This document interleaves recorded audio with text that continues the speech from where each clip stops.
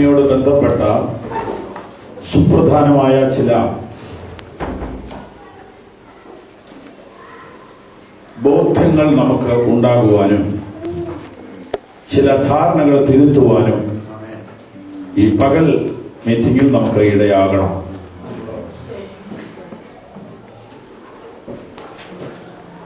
പ്രാർത്ഥനയും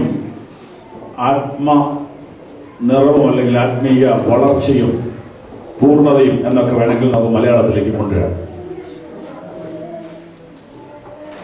പ്രാർത്ഥനാ ജീവിതത്തെക്കുറിച്ച് തന്നെ ഇന്ന് പകലിൽ നമുക്ക് അല്പസമയം കൂടുതലുള്ള ഈ സമയത്ത് നമ്മളോട് വിവരിക്കുവാൻ എനിക്ക് ആഗ്രഹമുണ്ട്.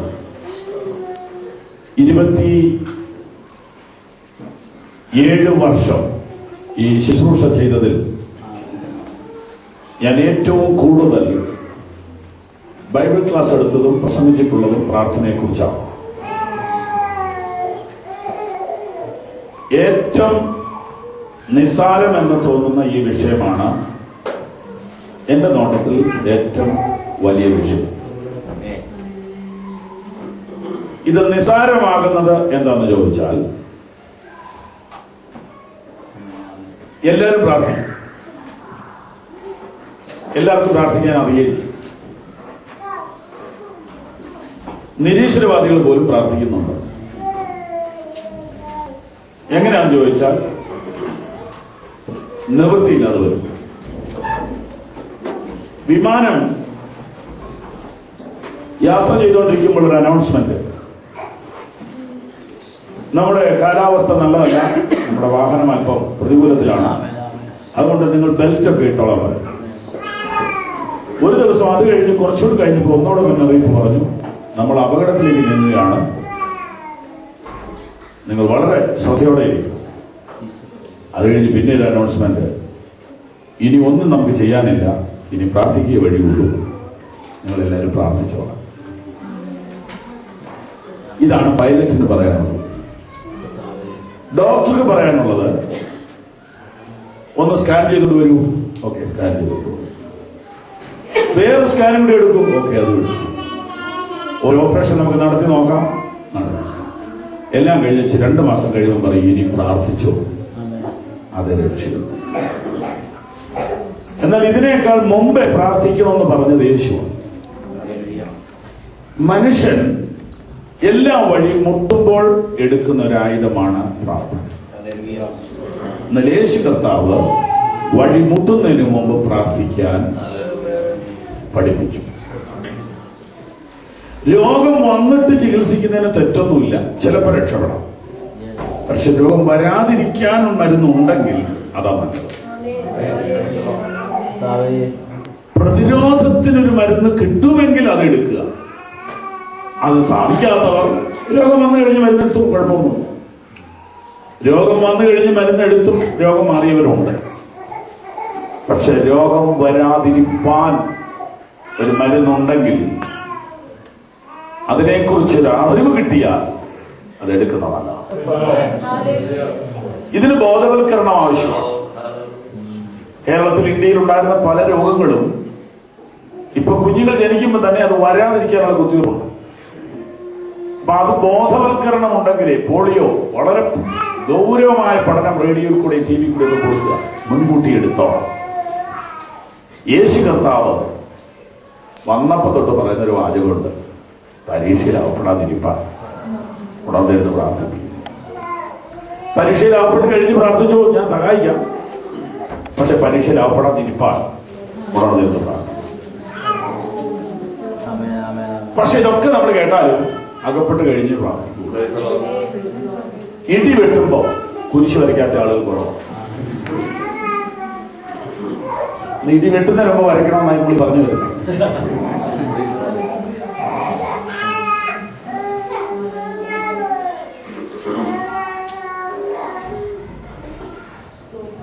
ഒട്ടും പ്രാർത്ഥിക്കാത്ത ആളുകൾ പ്രാർത്ഥിക്കും, വീട്ടിലൊരു പ്രശ്നം ഉണ്ടാകും. പ്രാർത്ഥിക്കാനിരിക്കുമ്പോൾ ഉറക്കം വരിക, പാസ്റ്റർ എന്നാ ചെയ്യണ്ടേ?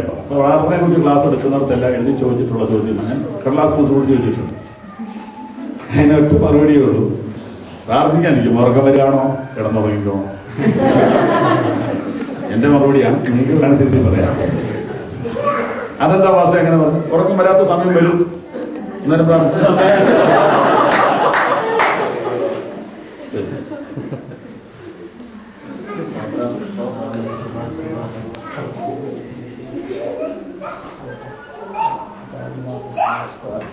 പ്രാർത്ഥിക്കാനിരിക്കും ഉറക്കം വന്ന ഒരാളാണ് പത്രോസ്.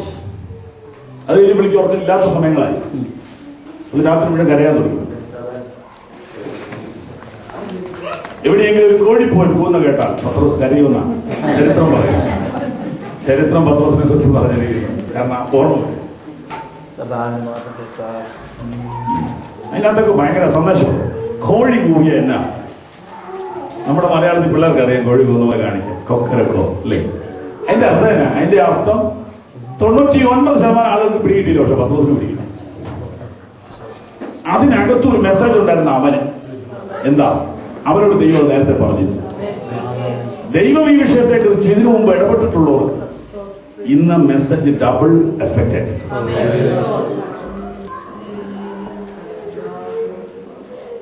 പരീക്ഷയിൽ അകപ്പെടാതിരിക്കണമെന്ന് പ്രാർത്ഥിക്കുക എന്ന് പറയുമ്പോൾ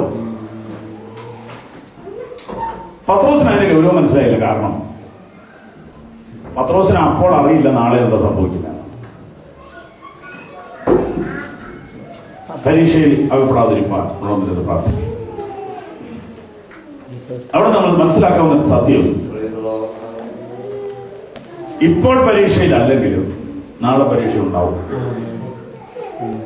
നാളത്തെ കാര്യം ഇന്ന് നമുക്കറിയാൻ പാടില്ല. അറിയാവുന്നവനെ ഇപ്പോഴേ വിളിക്കുന്നതാണ് പ്രാർത്ഥന. പ്രാർത്ഥനാ ജീവിതത്തിൽ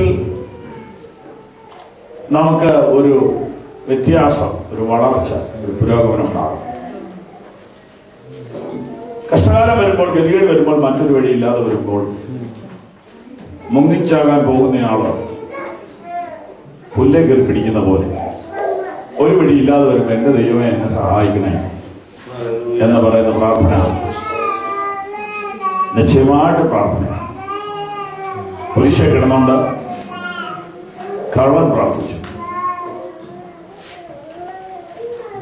ആ പ്രാർത്ഥന യേശു കേട്ടു. ആ പ്രാർത്ഥന യേശു മറുപടി കൊടുത്തു. അത് കർത്താവിന്റെ മാന്യത. അവിടെ നമ്മൾ കർത്താവിനെ മാതൃകയാക്കണം, കള്ളനെ മാതൃകയാക്കരുത്. എല്ലാ ഗതിയും മുട്ടുമ്പോൾ വിളിച്ചാൽ കർത്താവ് കേൾക്കുമല്ലോ. അതുകൊണ്ട് പിന്നെ നേരത്തെ ആരോഗ്യമുള്ളപ്പോ എന്തിനാ വിളിക്കുന്നത്? സുഖമുള്ളപ്പോ എന്തിനാ വിളിക്കുന്നത്? കേരളത്തിലെ ഒരു നല്ല വേദപുസ്തക വ്യാഖ്യാതാവ് സംഗീത പണ്ഡിതനോട് ചോദിച്ചു, നിങ്ങൾ എത്ര മണിക്കൂർ പ്രാർത്ഥിക്കാൻ സമയം എടുക്കും? അദ്ദേഹം പറഞ്ഞു, ആ സമയം കൂടെ പഠിക്കരുത് എന്ന് ചോദിച്ചു. അദ്ദേഹം പ്രസംഗിക്കുന്നുണ്ട്. പ്രാർത്ഥനാ ജീവിതത്തെ കുറിച്ച് അറിയാത്ത ധാരാളം പണ്ഡിതന്മാരും ക്രൈസ്തവ ലോകത്തും. എന്നാൽ പൗലോസ് അങ്ങനെയല്ലായിരുന്നു, യേശു അങ്ങനെയല്ലായിരുന്നു, ദാനിയേൽ അങ്ങനെയല്ലായിരുന്നു, അബ്രഹാം അങ്ങനെയല്ലായിരുന്നു. പ്രാർത്ഥനാ ജീവിതത്തിന്റെ പ്രാധാന്യത തിരിച്ചറിയാത്തത് കൊണ്ട് നമുക്ക് ഒരുപാട് നഷ്ടവും കഷ്ടവും സംഭവിക്കുന്നുണ്ട്. നമുക്ക് പ്രാർത്ഥനയിൽ മുന്നേറാൻ എന്തുകൊണ്ട് സാധിക്കുന്നില്ല? എഫെസ്യ ലേഖനത്തിൽ നമ്മളിപ്പോൾ ഇന്ന് വെച്ചിരിക്കുന്ന ആ ഭാഗത്ത് പൗലോസ് അവർ കൂടി പ്രാർത്ഥിക്കുക, നിങ്ങൾ അകത്തെ മനുഷ്യൻ ശക്തിയോടെ ബലപ്പെടുവാനും ക്രിസ്തു വിശ്വാസത്താൽ നിങ്ങളുടെ ഹൃദയങ്ങളിൽ വസിക്കുവാനും ഒക്കെ ശരിയാകേണ്ടതിന് അവൻ എന്ത് ചെയ്യുന്നുവോ പിതാവിന്റെ സന്നിധിയിൽ മുട്ടുകൊത്തു. എഫെസ്യ ലേഖനം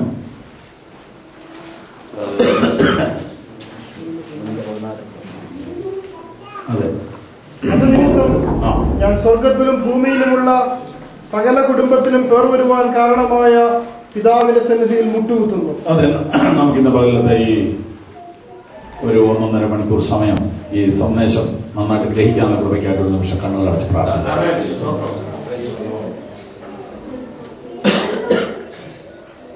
ഹല്ലേലൂയ. നല്ല കർത്താവേ, അവിടുത്തെ മുഖത്തേക്ക് ഞങ്ങൾ നോക്കുന്നു. ഞങ്ങളുടെ ആത്മാവ് തന്നെ ഞങ്ങൾക്ക് ഇന്ന് പകലിൽ ഞങ്ങൾ മനസ്സിലാക്കേണ്ട കാര്യങ്ങൾ മനസ്സിലാക്കി തരണമെന്ന് പ്രാർത്ഥിക്കുന്നു. ഞങ്ങളുടെ കണ്ണു തുറക്കണമെന്ന് ഞങ്ങൾ പ്രാർത്ഥിക്കുന്നു. തെറ്റിദ്ധാരണകളെ തിരുത്തണമേ, സത്യം ഞങ്ങൾക്ക് ബോധ്യമാക്കി തരണം. വചനത്തിന്റെ നിർമ്മല സത്യങ്ങൾ ഗ്രഹിച്ച്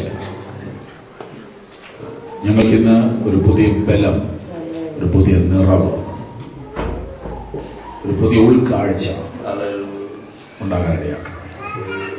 യേശുവിൻ നാമത്തിൽ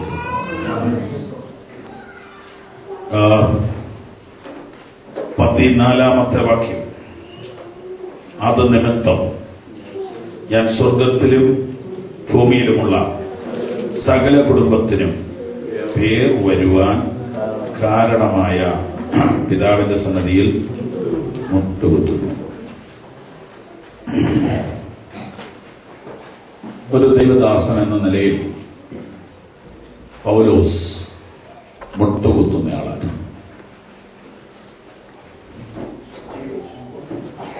മുട്ടുകുത്തുന്നവൻ മുട്ടുകുത്തുകയില്ല. ഒന്നുകൂടെ ഞാൻ പറയാം. മുട്ടുകുത്തുന്നവൻ, ആരും നമ്മളെ മുട്ടുകുത്തിക്കുന്നതിന് മുമ്പ് നമ്മൾ മുൻകൈയെടുത്ത് മുട്ടുകുത്തുകയാണെങ്കിൽ പിന്നെ നമ്മൾ മുട്ടുകുത്തേണ്ടി വരികയും, വേറെ ഭാഷ പറഞ്ഞാൽ മുട്ടുകുത്തേണ്ട സമയത്ത് മുട്ടുകുത്തിയാൽ നേരെ നിൽക്കേണ്ട സമയത്ത് നേരെ നിൽക്കാൻ പറ്റും. മുട്ടുകുത്തേണ്ടവന്റെ മുമ്പിൽ മുട്ടുകുത്തിയാൽ പിന്നെ ആരുടെ മുമ്പിൽ മുട്ടുകുത്തേണ്ടി കഴിയില്ല. മുട്ടുകുത്താൻ മറന്നു പോകുന്നത് കൊണ്ടാണ് പിന്നീട് കമന്ന് വീണിട്ടും പ്രശ്നം തീരാൻ ബുദ്ധിമുട്ടുന്നത്. മുട്ടുകുത്താൻ മറന്നുപോയത് കൊണ്ടാണ് ഇപ്പോൾ മനുഷ്യന്റെ കാല് പിടിക്കേണ്ടി വരുന്നത്. പ്രാർത്ഥനാ ജീവിതത്തെക്കുറിച്ച് എന്റെ ഒരു എളിയ പഠനത്തിൽ വളരെ പുറകോട്ട് പോയിരിക്കുകയാണ് ദൈവജനങ്ങൾ. വിശേഷാൽ ഏറ്റവും കൂടുതൽ പ്രാർത്ഥിക്കേണ്ടവർ പാസ്റ്റർമാരാണ്, കർത്തദാസന്മാരാണ്. അവരുടെയും പ്രയർ ഡയറി എടുത്താൽ സത്യസന്ധമായി പറഞ്ഞാൽ അവരുടെ സമയം എവിടെയോ നഷ്ടപ്പെട്ടു പോവുക. അവർക്ക് വേണ്ടവണ്ണം പ്രാർത്ഥിക്കാൻ സാധിക്കുന്നില്ല. മനഃപൂർവ്വമല്ല, പിശാച് ഭയങ്കര കള്ളനാണ്. നമ്മളെ പ്രാർത്ഥിപ്പിക്കത്തില്ല. എന്തെങ്കിലും ഓരോരോ പരിപാടി കൊണ്ടുവന്ന് നമ്മുടെ ആ പ്രയർ ടൈം നശിപ്പിച്ചു. നമ്മുടെ എല്ലാ പ്രശ്നത്തിനുമുള്ള വഴി പ്രാർത്ഥന. ഇനി കാര്യം നിങ്ങൾക്ക് മനസ്സിലാക്കാൻ വേണ്ടി ഞാൻ 3 തിരിച്ചു പറയാം പ്രാർത്ഥനാ ജീവിതത്തെ. 1, വ്യക്തിപരമായ പ്രാർത്ഥന, അല്ലെങ്കിൽ പ്രാർത്ഥന മനുഷ്യൻ, പ്രാർത്ഥിക്കുന്ന വ്യക്തി. 2, പ്രാർത്ഥിക്കുന്ന കുടുംബം.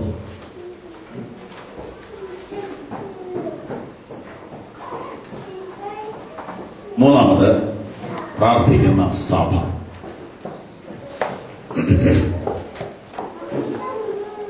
ഇതിലേതിനാ ശക്തി എന്ന് ചോദിച്ചാൽ 3 ശക്തിയുണ്ട്.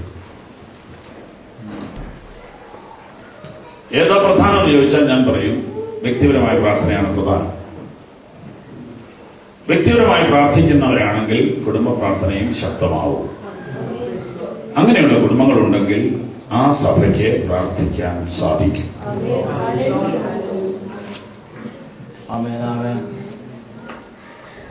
പ്രാർത്ഥിക്കണമെന്നുണ്ടെങ്കിൽ ഏറ്റവും അത്യാവശ്യമായിരിക്കുന്നത് കുറഞ്ഞ പക്ഷം ഒരു BTH എങ്കിലും പാസ്സായിരിക്കും.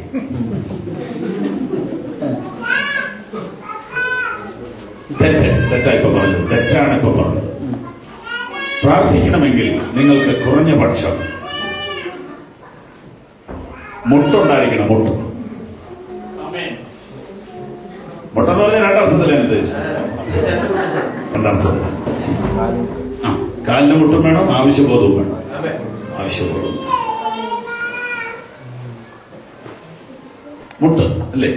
ഹോവന്റെ ഇടനാവുന്ന എനിക്ക് മുട്ടുണ്ടാകുകയില്ലെന്ന് പറഞ്ഞാൽ ആ മുട്ടും കൂടി ഞാനിവിടെ ഉദ്ദേശിച്ചത്.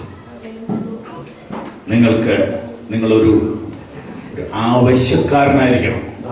അതായത് നിങ്ങൾക്ക് ഒരു പ്രാർത്ഥനാ സ്കൂളിൽ പ്രവേശനം കിട്ടണമെങ്കിൽ കുറഞ്ഞ പക്ഷം നിങ്ങൾക്ക് മുട്ടുണ്ടായിരിക്കണം. ആ മുട്ട് നിങ്ങളെ മുട്ടുകുത്താൻ പ്രേരിപ്പിക്കും. ആവശ്യബോധമാണ് മുട്ടുകുത്തുന്ന അനുഭവത്തിലേക്ക് നിങ്ങളെ നയിക്കുന്നത്. പ്രാർത്ഥിക്കാൻ കഴിയാത്തത് അഹങ്കാരമാണ്. പ്രാർത്ഥനാ ജീവിതം കുറയുമ്പോൾ ഓർത്തോണം, അറിയാതെ നമ്മൾ അഹങ്കാരികളാവും.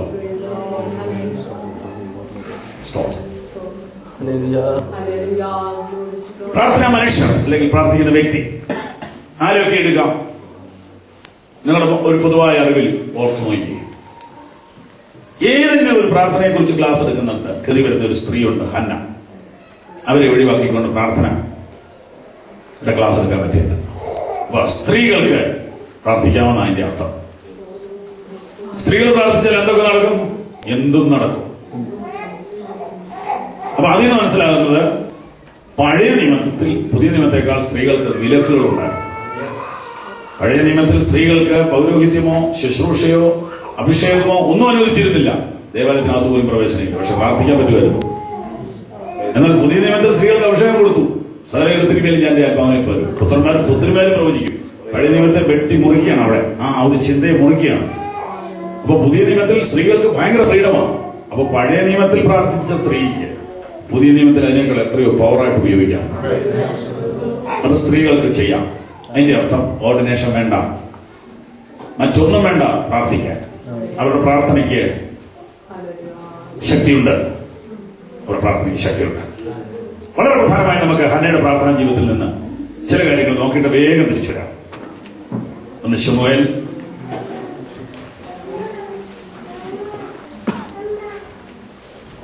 1-ാം അധ്യായം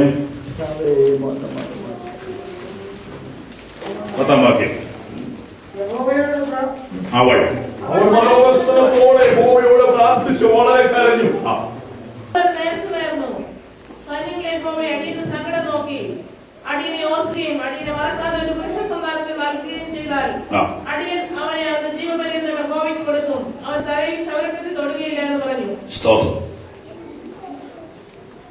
ഇങ്ങനെ അവൾ യഹോവയുടെ സന്നിധിയിൽ പ്രാർത്ഥിച്ചുകൊണ്ടിരിക്കുമ്പോൾ ഏലി അവളുടെ മോനെ സൂക്ഷിച്ചു നോക്കി. നിങ്ങൾ എല്ലാവരും ഈ ഭാഗം ശ്രദ്ധിക്കുന്നുണ്ടല്ലോ.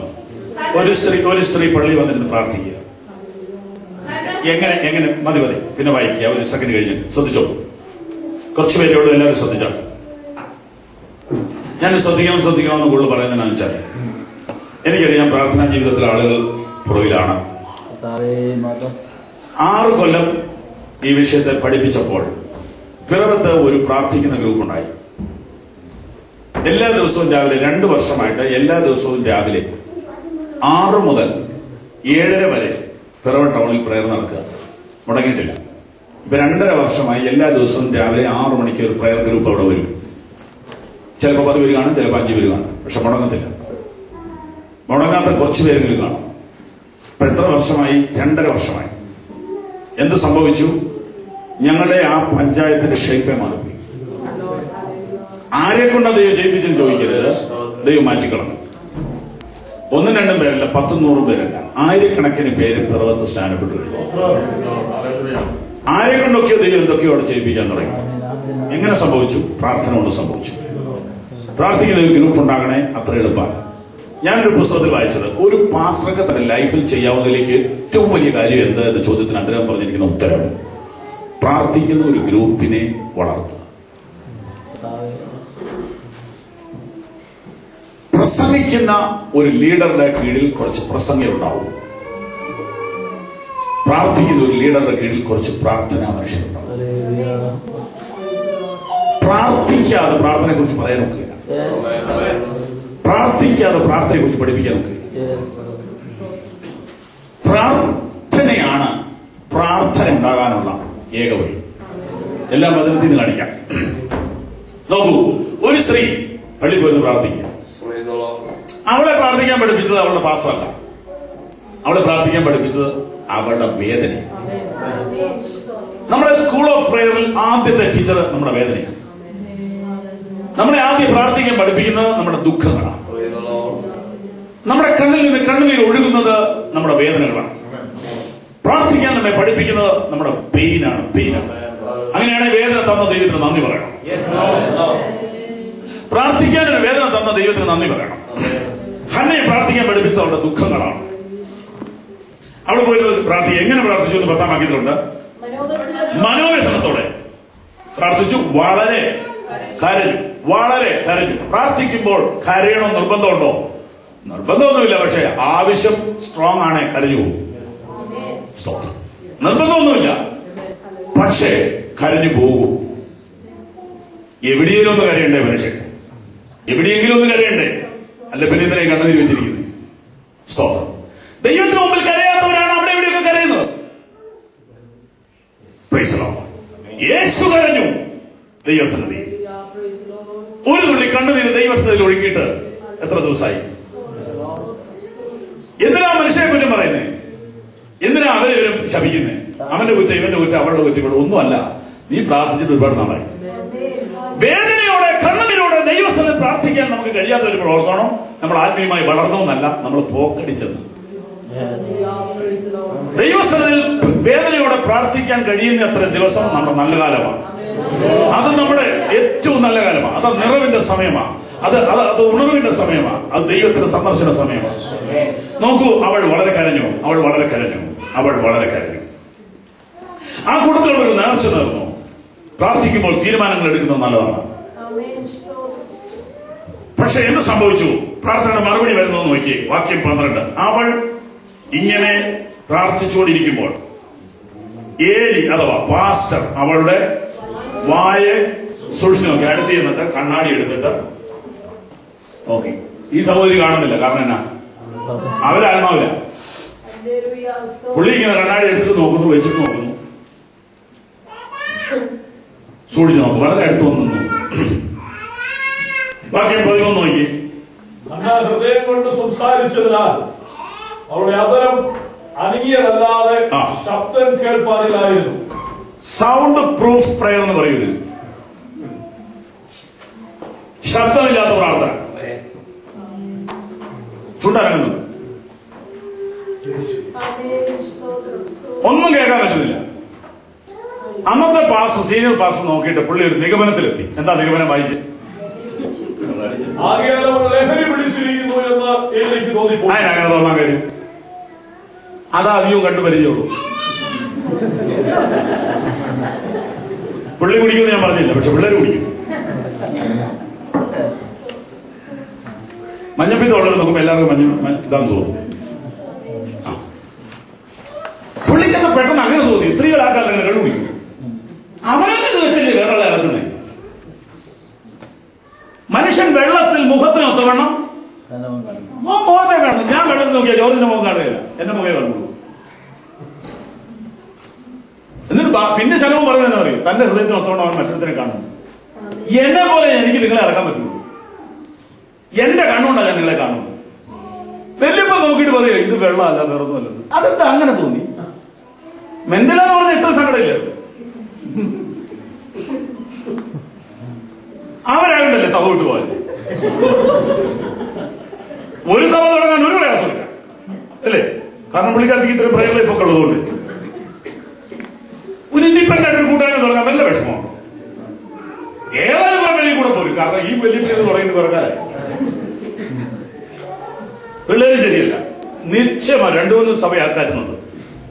അവിടെ ആ പ്രാർത്ഥിക്കുന്നവന്റെ വ്യത്യാസം, അവിടെ പ്രാർത്ഥിക്കുന്നവന്റെ വ്യത്യാസം. അന്ന പറഞ്ഞു എന്നെ ഇതിനൊന്നും കിട്ടത്തില്ല. ഞാനിവിടെ ഗ്രൂപ്പിസം കളിക്കാനൊന്നും വന്നല്ല. എനിക്ക് ദൈവത്തോടെ കാര്യം, എനിക്ക് ദൈവത്തോടെ കാര്യം, എനിക്ക് ദൈവത്തോടെ കാര്യം.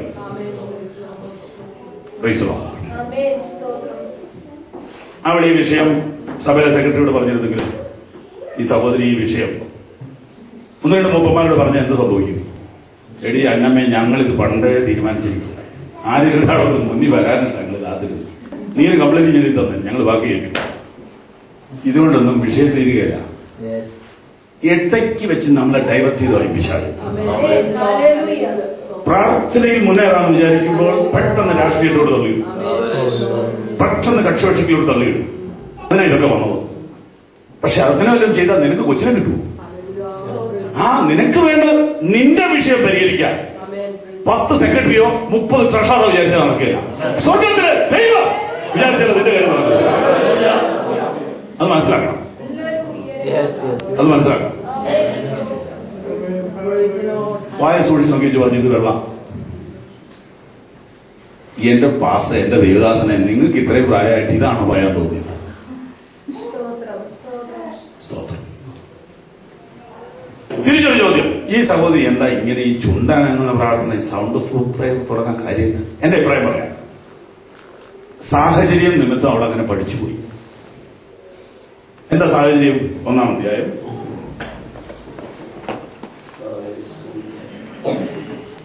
6-7 വാക്യം നോക്കി. 1-ന്റെ 6. അവളുടെ ഗർഭം അടച്ചിരുന്നതിനാൽ അവളുടെ പ്രതിയോഗി അവളെ വ്യസനിപ്പിക്കുവാൻ വളരെ മുഷിപ്പിച്ചു. എങ്ങനെ മുഷിപ്പിച്ചു? വളരെ മുഷിപ്പിച്ചു. ഇത് ചിലരുടെ ശുശ്രൂഷയാണ്. അവരെ ഏൽപ്പിച്ചതല്ലേ അവരോട് ചെയ്യാൻ പറ്റുള്ളൂ. മറ്റൊരാളെ മുഷിപ്പിക്കുക, പുള്ളിക്കാരത്തെ സ്പെഷ്യലിസ്റ്റാണ്. വളരെ മുഷിപ്പിച്ചു എന്ന് പറഞ്ഞാൽ നല്ല കഴിവുണ്ടെന്ന് എന്റെ അർത്ഥം.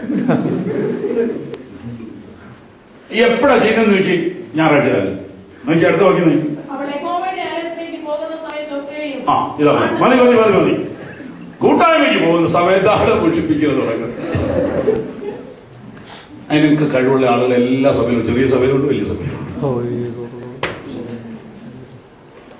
മുഷിപ്പിക്കൽ സ്പെഷ്യലിസ്റ്റ്. അപ്പൊ ഇത് കണ്ടപ്പോൾ നമ്മുടെ സഹോദരി ഒരു തീരുമാനം എടുത്തു, എന്നാ തിരിച്ച് ഞാനും ഒന്ന് മുഷിപ്പിച്ച് നോക്കാം, യേശുവിന്റെ നാമത്തിൽ നിന്നെ പരിഹസിക്കുന്നു ഒക്കെ. അങ്ങനെ പറഞ്ഞു പോകും. നിന്റെ വായ അടഞ്ഞു പോകട്ടെ. ഓഷ്ക്ക് പറയുന്നവരുടെ വായ അടഞ്ഞു പോകും. ഇതൊക്കെ വാക്യമുണ്ട്, സമയത്ത് അതിനെ പറ്റിയ വാക്യം കിട്ടും. പക്ഷെ ഹന്ന സഹോദരി എന്ത് ചെയ്തെന്നറിയാവോ? ശബ്ദമില്ലാത്തൊരു പ്രയർ പഠിച്ചു. ശ്രദ്ധിച്ചു കേട്ടാട്ടെ. ഈ മുഷിപ്പിക്കൽ ഏതെല്ലാം വഴിക്ക് വന്നു കാണും. വിഷയത്തിനകത്ത് നിന്നാലേ പറ്റത്തുള്ളൂ. ഇവൾ പ്രാർത്ഥിക്കുമ്പോൾ വാവിട്ട് കരഞ്ഞുകൊണ്ട് പറയും, എന്റെ കർത്താവേ, എനിക്കൊരു തലമുറയെ തരണം. ഉടനെ ഈ പുള്ളിക്കാരത്തി അപ്പുറത്ത് വന്ന് നിന്നുകൊണ്ട് പറയും, നീ കുറെ കാലമായാലും കരയാൻ തുടങ്ങി. എന്നിട്ട് എത്ര എണ്ണം കിട്ടി? ഞാൻ ഒന്നും കരഞ്ഞില്ലല്ലോ, നോക്ക എന്റെ പുറകെ നടക്കുന്ന പിള്ളേരെ. ശ്രദ്ധിക്കുന്നുണ്ടോ? അപ്പോ ഇവൾ ഉറക്കെ പ്രാർത്ഥിക്കുന്നത് പരിഹാസിക്കൊരു ആയുധമായി മാറുക. ഇവളുടെ പ്രാർത്ഥനാ വാചകങ്ങളെ പോലും പെറുക്കിയെടുത്ത് ഇവളെ അടിക്കുക. ശരിയാണോ? അപ്പൊ ഇവൾ തീരുമാനിച്ചു, ഇവളെ കേൾപ്പിക്കണ്ട, എന്റെ ദൈവം കേട്ടാ മതി, എന്റെ ദൈവം കേട്ടാ മതി. അങ്ങനെ അവൾ ഒരു സൗണ്ട് പ്രൂഫ് പ്രയർ പഠിച്ചു. ഭൂമിയിൽ ആരും കേൾക്കാതെ സ്വർഗത്തിലെത്തുന്ന പ്രാർത്ഥന. Praise the Lord. Praise the Lord. Praise the Lord. തൊട്ട ബെഡ് കിടന്നുറങ്ങുന്ന ഭർത്താവ് പോലും കേൾക്കാതെ സ്വർഗത്തിലേക്ക് പ്രയർ അയക്കാം. പ്രവർത്തിക്കാം. അവൾ അത് പഠിച്ചു. അവൾ അത് പഠിച്ചതല്ലേ പാടുള്ളൂ. അവൾ അത് സ്ഥിരം യൂസ് ചെയ്ത്. കാരണം പള്ളിയിൽ ഇപ്പൊ അത് തന്നെയാണ്. പള്ളി വേണമെങ്കിൽ ശബ്ദം എടുക്കാമായിരുന്നു, പക്ഷെ എടുത്തില്ല. ആ പഴയ ട്യൂണിൽ തന്നെ ഹൃദയം പകരാൻ തുടങ്ങി. അപ്പച്ചൻ വന്ന് നോക്കിയപ്പോ ഇങ്ങനത്തെ പ്രാർത്ഥന പുള്ളി കാണും. ഒന്നാമത് പ്രയർ ലൈഫ് ഉള്ളവർക്കല്ലേ പ്രയർ കണ്ടാൽ മനസ്സിലാവുള്ളൂ. പ്രാർത്ഥനാ ജീവിതത്തെ ABCD അറിയാത്തവർക്ക് PhD-കാരെ കണ്ട അപ്പി കിട്ടുമോ? ഹന്ന PhD ലെവലിൽ എത്തിയിരിക്കുക പ്രയറിൽ. Praise the Lord. അതെങ്ങനെ പാസ്റ്റർ പറഞ്ഞത്? ഞാൻ പറയാം. പ്രാർത്ഥിക്കാനിരുന്നയാളെ അന്നത്തെ ലീഡർ ഡിസ്കറേജ് ചെയ്തിട്ടും അവളുടെ മനോഭാവം മാറിയില്ല. അതിന്റെ അർത്ഥം അവൾ പ്രാർത്ഥനയിൽ ഒരുപാട് ഉയർന്നിട്ടുണ്ട്, അവൾ പ്രാർത്ഥനയിൽ ഒരുപാട് വളർന്നിട്ടുണ്ട്, അവൾ പ്രാർത്ഥനയിൽ ഒരു ഡിഗ്രി ലെവൽ കഴിഞ്ഞിരിക്കുക.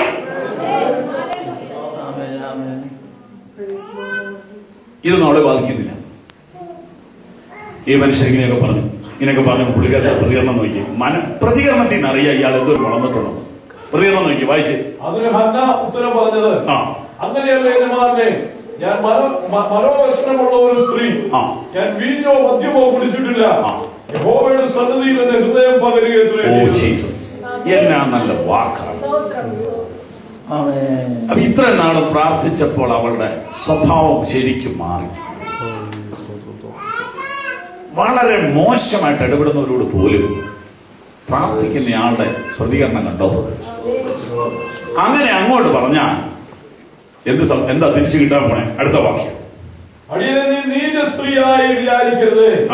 അടിയൻ സങ്കടത്തിന്റെയും വ്യസനത്തിന്റെയും ആധിക്യം കൊണ്ടായിരുന്നു സംസാരിച്ചു. Oh Jesus. പിന്നെ അതിന് ഏലി സമാധാനത്തോടെ പോയിക്കൊള്ളുക, ഇസ്രായേലിന്റെ ദൈവത്തോട് നീ കഴിച്ച അപേക്ഷ അവൻ നിനക്ക് നൽകുമാറാകട്ടെ എന്ന ഉത്തരം പറഞ്ഞു. എന്ന് പറഞ്ഞ ഏലിയെ നേടി, ഏലിയെ കൂടെ നശിപ്പിക്കാവുന്ന ഒരു ചാൻസ് ആയിരുന്നു പറഞ്ഞത്. ഏലി ഇപ്പൊ അവളെ അനുഗ്രഹിച്ചു വിട്ടു. ഇത്രയേ ഉള്ളൂ ഈ മനുഷ്യന്റെ സ്വഭാവം മാറ്റാൻ. ആദ്യം നേരൊന്നും വേണ്ട. ഇങ്ങോട്ട് പ്രതികരിക്കുന്നവരെ അങ്ങോട്ട് പ്രതികരിക്കരുത്. ഇനി വേറൊരു മരുന്ന് അങ്ങ് കൊടുത്താൽ പെട്ടെന്ന് ഡൗണാവും. പക്ഷെ ഇതൊന്നും പെട്ടെന്ന് നമ്മുടെ ശരീരത്തിൽ നമ്മുടെ മനസ്സിൽ കിടക്കുന്ന സ്വഭാവമാണെങ്കിൽ വന്നതിന് തക്കത് തിരിച്ചു വരും. പ്രാർത്ഥിക്കാമെങ്കിൽ ഇത് മാറി വരും.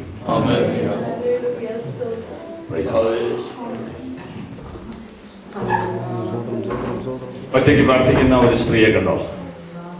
അവളെ സഹായിക്കാൻ ആരുമില്ലായിരുന്നു, എൻകറേജ് ചെയ്യാൻ ആരുമില്ലായിരുന്നു, കൂടെ പ്രാർത്ഥിക്കാൻ ആരുമില്ലായിരുന്നു. നമുക്ക് പറയാനുള്ള സകല പരാതികൾക്ക് ഉത്തരം ഹന്ന പറയുക. നിനക്ക് പ്രാർത്ഥിക്കാൻ കൂടെ ആളില്ലേ? ഹന്നയെ നോക്ക്. നിന്നെ പ്രാർത്ഥനയിൽ എൻകറേജ് ചെയ്യാൻ നേതൃത്വമില്ലേ? ഹന്നയെ നോക്ക്. പ്രാർത്ഥനയ്ക്കിരിക്കുമ്പോൾ നിന്നെ മുഷിപ്പിക്കാൻ ആളുണ്ടോ നിന്റെ വീട്ടിൽ, നിന്റെ സഭയിൽ, നിന്റെ സമൂഹത്തിൽ? ഹന്നയെ നോക്ക്. അനേക നാൾ പ്രാർത്ഥിച്ചിട്ട് നിനക്ക് ഉത്തരമില്ലേ? ഹന്നയെ നോക്ക്. അവൾ വളരുകയായിരുന്നു, അവൾ വളരുകയായിരുന്നു, അവൾ വളരുകയായിരുന്നു. സ്തോത്രം.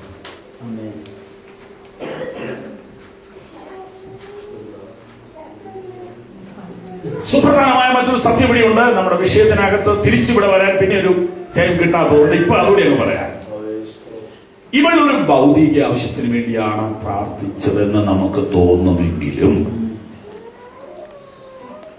അവൾ ദൈവരാജ്യമായിരുന്നു പണിതത്. അവൾ ദൈവസഭയ്ക്ക് വേണ്ടിയായിരുന്നു കരഞ്ഞത്. നോക്കൂ വാക്യം 11. അവൾ ഒരു നേർച്ച തന്നു. സൈനികളുടെ യഹോവേ, അടിയന്റെ സങ്കടം നോക്കി അടിയെ ഓർക്കുകയും അടിയെ മറക്കാതെ ഒരു പുരുഷ സന്താനത്തെ നൽകുകയും ചെയ്താൽ അടിയൻ അവന്റെ ജീവപര്യന്തം യഹോവയ്ക്ക് കൊടുക്കും. എനിക്കൊരു കുഞ്ഞിനെ തന്നാൽ അവനൊരു മോട്ടോർ സൈക്കിൾ മേടിച്ചിട്ട് അതിന്റെ പുറകിലിരുന്ന് എനിക്ക് പള്ളിയിൽ പോകണമെന്നൊരാഗ്രഹമേ ഉള്ളൂ എന്നല്ല പറഞ്ഞത്. അവനെ ഞാൻ ജീവപര്യന്തം കൊടുക്കും. അപ്പൊ പിന്നെ നിനക്ക് എന്നാ പറയുക? യഥാർത്ഥത്തിൽ ഇവൾ പ്രാർത്ഥിച്ചത് എന്തിനു വേണ്ടി? 2:12.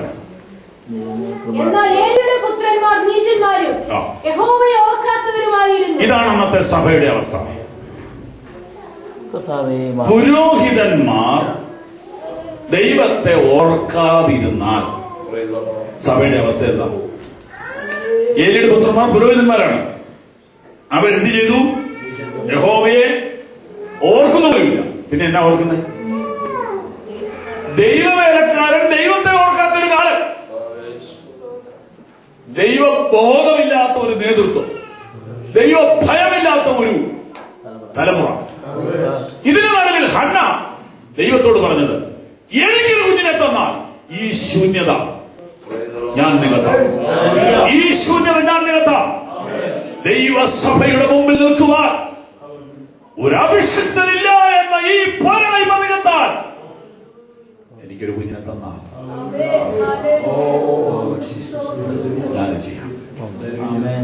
അപ്പൊ ഹന്നായിക്ക് വന്ന വേദന മുഴുവൻ എന്തിനാണെന്നറിയാമോ?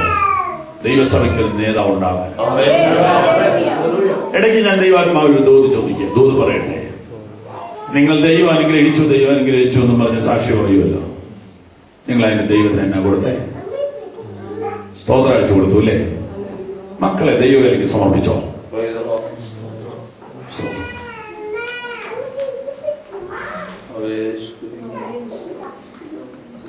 സ്തോത്രം. മക്കളെ ദൈവവേലയ്ക്ക് സമർപ്പിച്ചിട്ടുണ്ടോ? സ്റ്റോപ്പ്. 700 കോടി ജനസംഖ്യ. ഇതിന്റെ നടുവിൽ ദൈവജനം വളരെ കുറവ്. ഇന്ത്യയുടെ കണക്കെടുത്താൽ ഇന്ത്യയുടെ അവസ്ഥ വളരെ ദയനീയമാണ്. 1,00,000 പാസ്റ്റർമാർ ഈ കൊല്ലം പുതുതായിട്ടുണ്ടായാലും ഇന്ത്യയുടെ കൊയ്ത്തിന് പോരാ, ഇന്ത്യയുടെ വേലയ്ക്ക് പോരാ. ദൈവം നമുക്ക് തന്ന മുഴുവൻ കുഞ്ഞുങ്ങളും കർത്താവിന്റെ വേലയ്ക്ക് സമർപ്പിച്ചാലും ഇന്നത്തെ ആവശ്യത്തോടുള്ള ബന്ധത്തിൽ ഒന്നുമാണ്. ഒരു പക്ഷേ എല്ലാവരും ഫുൾ ടൈം ജോലി വിട്ടിറങ്ങണം എന്ന് പറഞ്ഞാൽ അതായിരിക്കില്ല ഇതിന്റെ അർത്ഥം. പക്ഷെ വേല വേല വേല വേല എന്ന വിഷയം കുഞ്ഞുങ്ങളുടെ ഉള്ളിൽ കൊടുക്കുന്നതിൽ നിങ്ങൾ പരാജയപ്പെട്ടിട്ടുണ്ടോ? മക്കളെ വേലയ്ക്ക് സമർപ്പിച്ച ഗുണമുണ്ടോ പാസ്റ്ററെ? ഉണ്ട്, ഗുണമുണ്ട്. അമ്മ സമർപ്പിച്ചു, ഗുണമുണ്ടോ എന്ന് കാണിക്കാം. 3:1 എടുത്തേ. 3:1-2. ശമൂവേൽ ബാലൻ ഏലിയുടെ മുമ്പാകെ യഹോവയ്ക്ക് ശുശ്രൂഷ ചെയ്തു പോന്നു. ആ കാലത്ത് യഹോവയുടെ വചനം ദുർലഭമായിരുന്നു, ദർശനം ഏറെയില്ലായിരുന്നു. ആ കാലത്ത് ഒരിക്കൽ ഏലി തന്റെ സ്ഥലത്ത് കിടന്നുറങ്ങി. കാണാൻ പറ്റിയാതെ വണ്ണം അവന്റെ കണ്ണ് മങ്ങി തുടങ്ങിയിരുന്നു. ശമൂവേൽ ദൈവത്തിന്റെ പെട്ടെന്നിരിക്കുന്ന യഹോവയുടെ മന്ദിരത്തിൽ ദൈവത്തിന്റെ വിളക്ക് പെടുന്നതിന് മുമ്പേ ചെന്ന് കിടന്നു. യഹോവ ശമൂവേലിനെ വിളിച്ചു. അടിയൻ എന്ന വിളി കേട്ടു. ഏലിയുടെ അടുക്കൽ ഓടിച്ചെന്നു. അടിയൻ ഇതാ എന്നെ വിളിച്ചുവല്ലോ എന്ന് പറഞ്ഞു. ഞാൻ വിളിച്ചില്ല, പോയി കിടന്നുകൊള്ളാ എന്ന് അവൻ പറഞ്ഞു. അവൻ പോയി കിടന്നു. യഹോവ പിന്നെയും ശമൂവേലിനെ വിളിച്ചു. ശമൂവേൽ എഴുന്നേറ്റ് ഏലിയുടെ അടുക്കൽ ചെന്നു. അടിയൻ ഇതാ എന്നെ വിളിച്ചുവല്ലോ എന്ന് പറഞ്ഞു. അവൻ ഞാൻ വിളിച്ചില്ല മകനെ, പോയി കിടന്നുകൊള്ളാ എന്ന് അവൻ പറഞ്ഞു. അടുത്ത വാക്യം ശ്രദ്ധിച്ച്. ശമൂവേൽ അന്നുവരെ യഹോവയെ അറിഞ്ഞില്ല എന്ന് പറഞ്ഞ അർത്ഥം എന്നാ? നമ്മുടെ ഭാഷ ഞാൻ പറയാം, ശമൂവേൽ അന്നവർ രക്ഷിക്കപ്പെട്ടു പോരുന്നില്ല. പക്ഷെ ഇപ്പൊ എവിടെയാ? ബൈബിൾ സ്കൂളിലാണ്. എന്തിനു പോയതാ? അമ്മയുടെ നിർബന്ധത്തിന് പോയതാ. ബൈബിളിൽ എഴുതിയിരിക്കുന്ന യഹോവയെ അറിഞ്ഞിട്ട് പോലില്ല. പിന്നെ ഒരു ഭക്തിയുള്ള കുടുംബത്തിൽ ജനിച്ച പിള്ളേർക്ക് ഒരു സാധാരണ വിവരമൊക്കെ ഉണ്ട്. അത് വെച്ചോണ്ട് ബൈബിൾ സ്കൂളിലും പോകുന്നുണ്ട് ഇഷ്ടം പോലെ. ഞാൻ പറഞ്ഞു എന്നാലും പറഞ്ഞു വിട ശരിയായിക്കോളൂ. ഇവിടെ ഈ കൊച്ചു പോയത് അമ്മയുടെ സമർപ്പണത്തിൽ. അമ്മയുടെ ഇൻഫ്ലുവൻസ് ഭയങ്കരമായിട്ടോ. ചെത്തി നടക്കേണ്ട പ്രായത്തിൽ ഈ ബൈബിൾ സ്കൂളിൽ പോയി കോട്ടനോട് പോയിട്ട് ഇരിക്കാൻ ഇവൻ സമ്മതിച്ചില്ല. അമ്മയുടെ നിർബന്ധമാണ്. അമ്മയ്ക്ക് ദുഃഖമുള്ള ഒന്നും അവൻ ചെയ്യത്തില്ല. അമ്മയ്ക്ക് സന്തോഷമുള്ള എന്തും ചെയ്യാനാണ് തയ്യാറാണ്. ഇത് എല്ലാ സഹോദരിമാരും അറിഞ്ഞാൽ നല്ലതാണ്.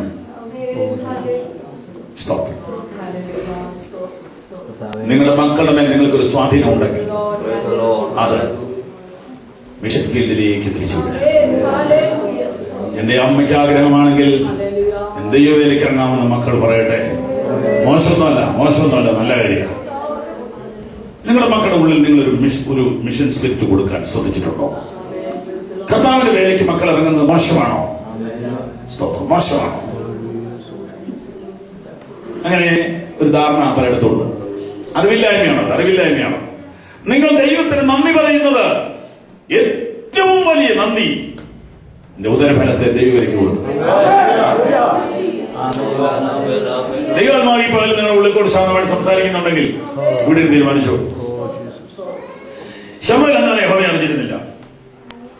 യഹോവയുടെ വചനം അവന് അന്ന് വരെ വെളിപ്പെട്ടതെന്ന് പറഞ്ഞാൽ ഒന്നും അറിയാൻ പറ്റില്ല. സ്തോത്രം. പക്ഷെ ഞാൻ അവിടെ പോയി താമസിക്കുക. പക്ഷെ എന്ത് സംഭവിച്ചെന്ന് നോക്കിയേ? ദൈവനെ വിളിച്ചു. അമ്മയുടെ സമർപ്പണത്തെ ദൈവം അംഗീകരിച്ചു. ആ കൊച്ചനെ ദൈവം പേര് ചൊല്ലി വിളിച്ചു. ശമൂവേലേ. അടുത്ത വാക്യം വായിച്ചു.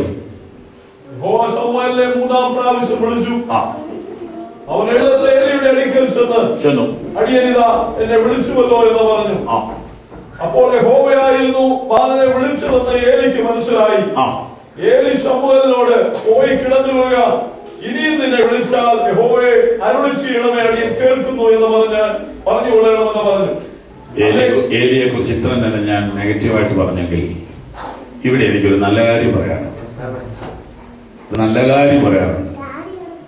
ഇപ്പൊ കുറെ കാലമായിട്ട് ദൈവശബ്ദം കേൾക്കുന്നില്ലെങ്കിലും പണ്ട് കേട്ടിട്ടുണ്ട്. അതുകൊണ്ടാ പറഞ്ഞത്, മോനെ 3-ാം പ്രാവശ്യം ആയെങ്കിൽ ഇത് ദൈവവിളി തന്നെയാണ്. ആയ കാലത്ത് പണ്ട് ഇത് അനുഭവിച്ചിട്ടുള്ളതാണ്. ഇനിയും വിളിക്കുകയാണെങ്കിൽ ഇങ്ങനെ പറയണം, ഹോവേ എലീശയുടെ. നിങ്ങൾ ചിരിക്കാനല്ല, ഞാൻ ചിന്തിക്കാൻ പറയാം. തിരിച്ചു വേണേലും പറഞ്ഞു കൊടുക്കാമല്ലോ. മോനെ, ഇവിടെ ചെറുപ്പക്കാർ കിടന്നുറങ്ങിയാൽ ഇങ്ങനെ ഒരു ഉപദ്രവമുണ്ട്. ഒരു 11-12 ആകുമ്പോൾ ഇങ്ങനെ ഒരു വിളിയുള്ളതാണ്. ചെകുത്താന്റെ ഒരു ഉപദ്രവമാണ്. ഇനി അങ്ങനെ വന്ന വിട്ടുപോ സാത്താൻ എന്ന് പറഞ്ഞാൽ മതി എന്നീ വല്യപ്പം പറഞ്ഞു കൊടുത്തില്ലല്ലോ. ആ പഴയ മണ്ണിന് അതിന്റെ ഗുണമാണ് അല്ലേ? കാര്യം ഇപ്പൊ പിള്ളേര് ഇച്ചിരി ചീത്തയായെന്നൊക്കെ പറഞ്ഞാലും ആ ക്വാളിറ്റി കിടപ്പുണ്ട്. ഇതിന്റെ ദോഷം എന്നാണെന്നറിയാമോ? ഈ കൊച്ചനെ ദൈവം വിളിക്കുന്നു എന്നുള്ളത് ഈ കൊച്ചൻ അറിഞ്ഞാൽ പുള്ളിയുടെ മക്കൾ നിൽക്കേണ്ട സ്ഥാനത്ത് ഇവൻ നിൽക്കും. ഇതെല്ലാം അപ്പൻ അറിയുകയും ചെയ്യാം. എന്നാലും ദൈവവേലയെ പുള്ളിക്ക് സ്നേഹമാണ്. ദൈവവേലയെ പുള്ളി സ്നേഹിച്ചു. സ്തോത്രം. അങ്ങനെ നല്ല ക്വാളിറ്റി ഞാൻ ഏരിയയിൽ കാണുന്നു. സ്തോത്രം. മകനെ, ദൈവം വിളിക്കുന്നതാടാ. എന്നെ എന്റെ മക്കളെയും വിളി നിർത്തി. നിനക്കൊരു ചാൻസ് വന്നിരിക്കുക. തിരിച്ചു വന്നപ്പോ പറഞ്ഞു, പൊന്നുമകനെ, നിന്നോട് പറഞ്ഞത് ഇത് മുഴുവൻ എന്നോട് പറയണം, മറക്കരുതെന്ന് പറഞ്ഞു. മുഴുവൻ പറഞ്ഞു കൊടുത്തു. അതോടെ ആ ചരിത്രം അവസാനിക്കുക. ഇത് നടന്ന സംഭവം കേട്ടോ. ഇത് പ്രാർത്ഥനയുടെ മറുപടിയാണ്. ഈ കോൺഫറൻസിൽ ഇരിക്കുന്ന എത്ര സഹോദരി സഹോദരന്മാർ മക്കളെ ദൈവവേലയ്ക്ക് വേണ്ടി സമർപ്പിക്കാൻ സാധിക്കും? അമ്മമാരുടെ സമർപ്പണത്തിന് വിലയുണ്ടോ? ഉണ്ട്. എന്റെ അമ്മ എന്നെ 1000 പാസ്റ്റർമാരുടെ മുമ്പിൽ കൊണ്ട് പ്രാർത്ഥിപ്പിച്ചിട്ടുണ്ട്. ഏത് യോഗം തീരുമ്പോഴും എന്നെ വിളിച്ച് മുമ്പിൽ കൊണ്ടുപോകും. പാസ്റ്ററോട് പറയും, എന്റെ തലയിൽ കൈ വെച്ചെന്ന് പ്രാർത്ഥിക്കണം, ഇവൻ വേലയ്ക്കുള്ള. അത് കഴിഞ്ഞ് എനിക്ക് ഒരുവിധ അറിവായപ്പോൾ യോഗം തീരാറാകുമ്പോൾ ഞാൻ പുറത്തിറങ്ങി. ഈ ഒരു പീഡനം ഒഴിവാക്കാൻ വേണ്ടി അമ്മ പുറത്തു വന്ന് വലിച്ചു കൊണ്ടുവരും. പക്ഷെ ആ വെച്ച കൈയെല്ലാം ഇരുപ്പാണ്. അതെല്ലാം ഇപ്പൊ കുടപ്പെട്ടിരിക്കുക. ഇന്ന് വേറെ ആയിരങ്ങളുടെ തലയിൽ കൈവച്ചുകൊണ്ടിരിക്കുക. ഈ തലമുറയിൽ കുറച്ച് വേലക്കാരെ വേണം, കുറച്ച് പാസ്റ്റർമാരെ വേണം, കുറച്ച് മിഷണറിമാരെ എഴുന്നേൽക്കണം. എനിക്കത് നിങ്ങളോട് പറയാതിരിക്കാൻ കഴിയുകയില്ല. പ്രാർത്ഥിക്കുന്ന ഒരു കുടുംബമുണ്ടോ? അവിടുന്ന് മിഷണറിമാർ എഴുന്നേൽക്കും. പ്രാർത്ഥിക്കുന്ന ഒരു സഭയുണ്ടോ? അവിടുന്ന് മിഷണറിമാർ എഴുന്നേൽക്കും. പ്രാർത്ഥിക്കുന്ന ഒരു വ്യക്തിയുണ്ടോ? അവന്റെ ഉള്ളിൽ ഒരു മിഷൻ ദർശനം ഉണ്ടാകും.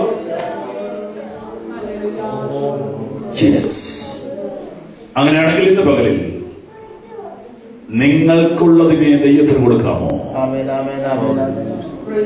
നിങ്ങളുടെ സമർപ്പണത്തിന് ഭയങ്കര വിലയുണ്ട്. നിങ്ങൾ സമർപ്പിക്കുമ്പോൾ ദൈവം അതിനെ സീൽ ചെയ്യും. 5 കൊല്ലോ 10 കൊല്ലോ 20 കൊല്ലോ കഴിഞ്ഞ് എവിടെയെങ്കിലും വെച്ച് തമ്പുരാൻ അവനെ പിടിച്ച് തന്റെ വേലയ്ക്കായി തിരിക്കും. പെട്ടെന്നായിരിക്കും അഭിഷേകം അവന്റെ തലയിലേക്ക് വീഴുന്നത്. പെട്ടെന്നായിരിക്കും ഒരാൾ മാറിയവനെ പോലെ ആകുന്നത്. ഓ, നിങ്ങളുടെ മക്കൾ കർത്താവിന്റെ വേലയിൽ പ്രയോജനപ്പെടുന്നത് ദർശനത്തിൽ കാണൂ. നിങ്ങളുടെ മക്കൾ ഇന്ത്യയിൽ വലിയ വേല ചെയ്യുന്നത് സ്വപ്നത്തിൽ കാണൂ. നിങ്ങളുടെ മക്കൾ ഭൂലോകത്തിൽ ശക്തന്മാരായ പ്രസംഗികരായി തീരുന്നത് സ്വപ്നം കാണൂ. ഒരു നിമിഷം കണ്ടത് അടച്ചാണ്ട് പരിശുദ്ധാത്മാവ് പറയുന്ന വഴിക്ക് നമുക്ക് പോകാം. ആത്മാർത്ഥ സമർപ്പണം എന്ന പകലിൽ ചെയ്യാമോ? Oh Jesus, hallelujah, hallelujah, hallelujah. നിങ്ങളുടെ മക്കൾ ആരാകണം? നിങ്ങളുടെ മക്കൾ ആരാകണം? നിങ്ങളുടെ കുട്ടിക്ക് മെഡിസിൻ പഠിക്കാൻ കഴിയുമെങ്കിൽ മെഡിസിൻ വിടണം. എഞ്ചിനീയറിംഗ് പഠിക്കാൻ കിട്ടുമെങ്കിൽ എഞ്ചിനീയറിംഗിന് വിടണം. എന്ത് പഠിക്കാൻ പറ്റും അതിനൊക്കെ വിട്ടണം. പക്ഷെ അൾട്ടിമേറ്റ് അകത്ത് ഉള്ളിന്റെ ഉള്ളിൽ അതിന്റെ ഉന്നത ദർശനത്തിൽ നിങ്ങൾ ഇങ്ങനെ പറയണം, അവൻ എന്ത് പഠിച്ചാലും അവൻ നിന്റെ വേലയ്ക്ക് കൊള്ളാവുന്നവരാകണം. അവൻ നിന്റെ വേലയ്ക്ക് കൊള്ളാവുന്നവരാകണം.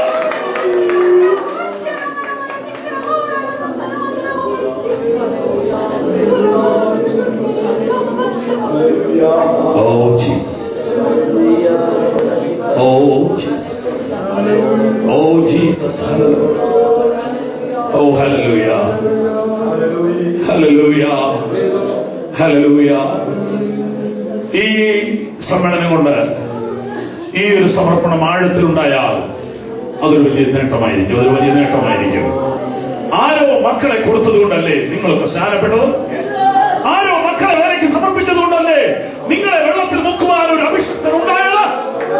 നിങ്ങളുടെ മധ്യത്തിൽ അത്ഭുതത്തിന്റെ ശുശ്രൂഷ ചെയ്യുവാൻ ചില ആളുകൾ ഉണ്ടായത് ഏതോ അപ്പനും അമ്മയും അവരുടെ മക്കളെ വിട്ടുകൊടുത്തതുകൊണ്ടല്ലേ? വേലയ്ക്ക് സമർപ്പിച്ചതുകൊണ്ടല്ലേ നിങ്ങളെ വെള്ളത്തിൽ മുക്കുവാൻ ഒരു അഭിഷക്തൻ ഉണ്ടായത്?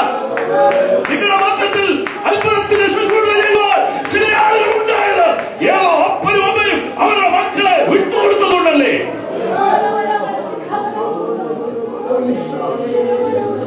തല്ലുകൂടാനും നാട് വിട്ടുപോകാനും അന്യനാട്ടിൽ പോയി പാർക്കാനും കാലാവസ്ഥയുടെ കെടുതികൾ സഹിക്കാനും ഒക്കെ ഒരു കൂട്ടം ചെറുപ്പക്കാരിൽ ഇറങ്ങിയത് എന്തുകൊണ്ട്? ആരോ പ്രസവിച്ച അമ്മമാർ കണ്ണുനീരോടെ സമർപ്പിച്ചു, എന്റെ കർത്താവേ, എന്റെ കുഞ്ഞു ലോകത്തിൽ ഒന്നുമാകണ്ട, അവൻ നിന്റെ വേലക്കാരനാകണം. ബേത്ലഹേമിൽ പെന്തിക്കോസ്തുകാരെ ഭൂമിയിലുള്ളൂ. ഇവര് മക്കളെ വേലയ്ക്ക് വിട്ടില്ലേ ആരും വിടും. നാളെ നീ ലജ്ജിക്കേണ്ടി വരും, നാളെ നീ ദുഃഖിക്കേണ്ടി വരും, നാളെ നിനക്ക് നഷ്ടം സംഭവിക്കും. എന്റെ ഭാഷ ഞങ്ങളെ കൊണ്ട് എന്നാ ചെയ്യാൻ പറ്റും? നിന്നെ കൊണ്ട് ചെയ്യാൻ പറ്റുന്നത് ചെയ്ത്. ഇപ്പോൾ ഇവിടെ ഇരുന്ന് നിനക്ക് തന്ന കുഞ്ഞിനെ ദൈവത്തിന്റെ വേലയ്ക്ക് ഒരു സമ്പൂർണ്ണ സമർപ്പണം നടത്തും. അതിന്മേൽ ദൈവത്തിന്റെ സീലടിക്കാൻ പോവുക. ഇന്ന് പകരം അതിന്മേൽ ദൈവത്തിന്റെ കണ്ണു പതിയാൻ പോവുക. നിങ്ങൾ ഇവിടെ ഇരുന്ന് സമർപ്പിക്കുമ്പോൾ ദൈവത്തിന്റെ ആത്മാവ് കുഞ്ഞുങ്ങളെ വരാൻ പോവുക.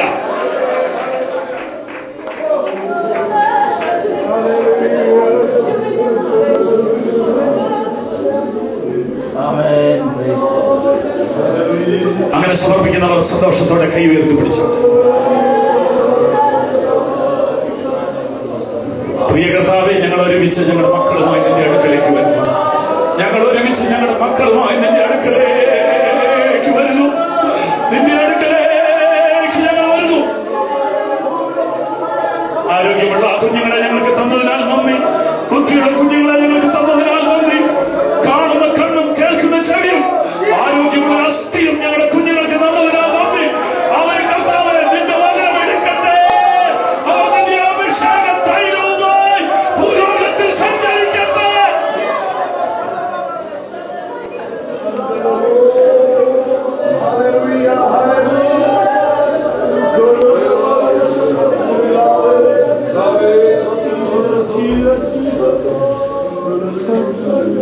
കർത്താവെ, എന്ന പേരിൽ ഈ സമർപ്പണങ്ങളുടെ ചെയ്യുമ്പോൾ തന്നെ തിരിച്ചറിയത്തക്ക നിലയിൽ ദൈവത്തിന്റെ ആത്മാവിന്റെ സ്പർശനം ഞങ്ങളുടെ കുഞ്ഞുങ്ങളുടെ മേൽ അയക്കുമാറാകണമെന്ന് പ്രാർത്ഥിക്കുന്നു. തിരിച്ചറിയത്തക്കവണ്ണം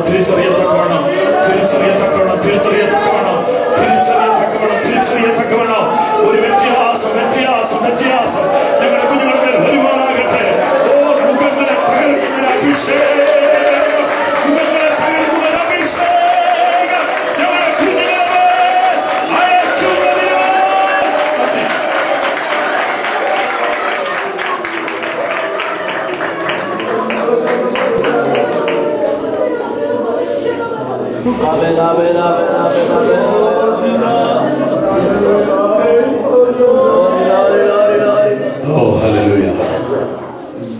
കർത്താവെ, നിങ്ങൾ ചെയ്തതിനായിട്ട് യേശുവിന്റെ നാമത്തിൽ. എനിക്കല്ല ഞാൻ ക്രിസ്തുവിനത്രേ അവനായി സമർപ്പിക്കുന്നേ. അവൻ നടത്തിപ്പും കാവൽ കൊണ്ടോരോ നിമിഷവും നടത്തുന്നെന്നെ വഴിയേ. അവൻ നടത്തി കാവൽ കൊണ്ടോരോ നിമിഷവും നടത്തുന്നെന്നെ വഴിയേ. ഈ കൈകളെ സമർപ്പിക്കുന്നേ.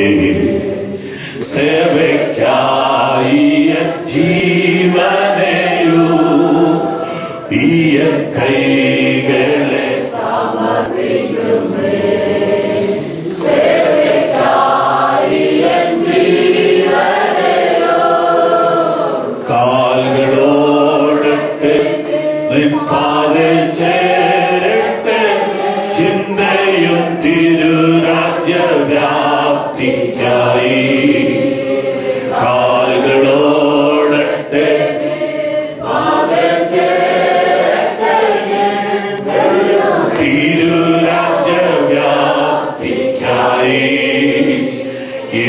എനിക്കല്ല ഞാൻ ക്രിസ്തുവിനാത്രേ അവനായി സമർപ്പിക്കുന്നേ.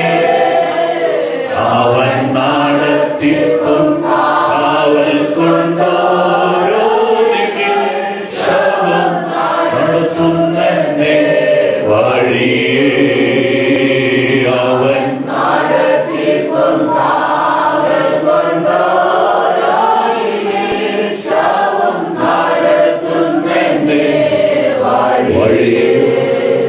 ഒരു വ്യക്തിക്ക് പ്രാർത്ഥിക്കാൻ കഴിയും. യാതൊരു തടസ്സവും പ്രാർത്ഥന മനുഷ്യനെ തടയുകയില്ല എന്ന് ഒരു ബലഹീന സ്ത്രീ നമ്മുടെ മുമ്പിൽ സാക്ഷി പറയും.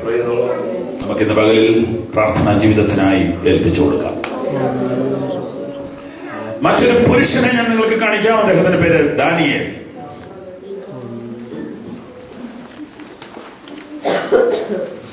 ഹല്ലേലൂയ. 2:18 ദാനിയേൽ.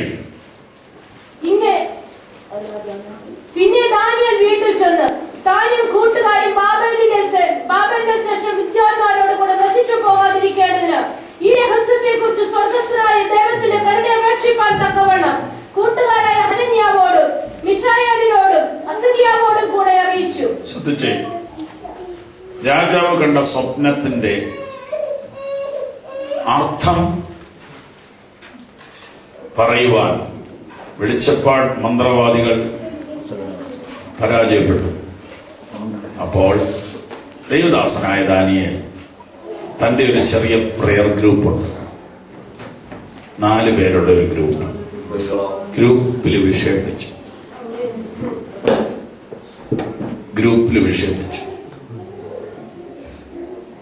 വിഷയം വെച്ചിട്ട് ഈ ഒരൊറ്റ വിഷയം വെച്ചു. സഹോദരന്മാരെ, നമ്മുടെ രാജാവ് ഒരു സ്വപ്നം കണ്ടു, മറന്നുപോയി. അപ്പൊ കേട്ടിരുന്നവർ പറഞ്ഞു, അങ്ങനെ കണ്ടു, അങ്ങനെ മറന്നു. നമ്മളെന്നെ എടുക്കാൻ പറ്റും? ഒന്നും എടുക്കാൻ പറ്റില്ല. പക്ഷേ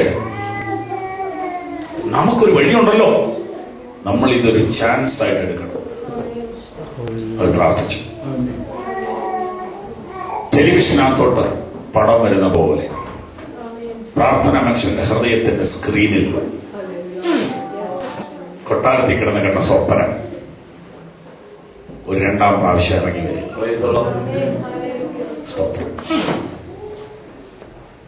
ക്രിക്കറ്റ് കളിയൊക്കെ ഒന്നങ്ങോട്ട് കഴിഞ്ഞ ആ ഭാഗം വീണ്ടും കാണിക്കുന്ന പോലെ രാജാവ് കണ്ട സ്വപ്നം. ഇത് ഭൂമിയിൽ ഒരു ആർക്കും കണ്ടുപിടിക്കാൻ പറ്റാത്ത കാര്യമാണ്. ഒരു മനുഷ്യൻ സ്വപ്നം കണ്ടു, അയാള് തന്നെ മറന്നുപോയി. അതിനി കണ്ടുപിടിക്കാൻ ആരെ കൊണ്ട് പറ്റും? പ്രാർത്ഥനയുടെ സാധ്യത കണ്ടോ? പ്രാർത്ഥനയുടെ സാധ്യത കണ്ടോ? ഇത്രയും വലിയ പുസ്തകം നമ്മൾ ചുമക്കുകയല്ലേ? പ്രാർത്ഥനയുടെ സാധ്യത ഒന്ന് അറിയണ്ടേ? ഒരു മനുഷ്യൻ എവിടെയോ ഇരുന്നൊരു സ്വപ്നം കണ്ടു, അങ്ങനെ തലകുത്തി നിന്നിട്ട് തന്നെ മറന്നുപോയിരിക്കാം. അയാളെ കൊണ്ട് കണ്ടുപിടിക്കാൻ പറ്റുന്നില്ല, പിന്നെ വേറെ ആളെ കൊണ്ട് കണ്ടുപിടിക്കാൻ പറ്റും. അപ്പൊ പ്രാർത്ഥിക്കാൻ തോന്നിയാൽ ഇതിനൊക്കെ പ്രാർത്ഥിക്കണമെങ്കിൽ എന്തൊരു ധൈര്യം വേണം.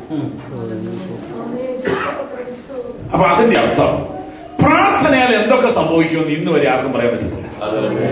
കാരണം സംഭവിച്ചിട്ടുള്ളതല്ലേ പറയാൻ പറ്റുള്ളൂ. നമ്മൾ പറയുമ്പോൾ പറയും ചെങ്കടൽ മുറിക്കാൻ പറ്റും, പിന്നെ മരിച്ചവരെ ഉയർക്കാൻ പറ്റും എന്നൊക്കെ പറയും. പക്ഷെ നടക്കാത്ത എത്രയോ കാര്യങ്ങൾ ഇനിയുണ്ട്. നടന്നിട്ടുള്ളതല്ലേ അറിയത്തുള്ളൂ. അപ്പൊ സ്വപ്നം കണ്ടു നടന്നു, നമുക്ക് എന്നാ ചെയ്യാൻ പറ്റും സാറേ? നമുക്കോ പ്രാർത്ഥിക്കാൻ പറ്റും? ഇപ്പൊ പ്രാർത്ഥനയിൽ വിശ്വാസമുള്ളവൻ അവന്റെ മുമ്പിൽ ഒന്നും അസാധ്യമല്ല. അവൻ എന്തെല്ലാം കാര്യങ്ങൾ കുഴഞ്ഞാലും പ്രാർത്ഥിക്കാവുന്നേ.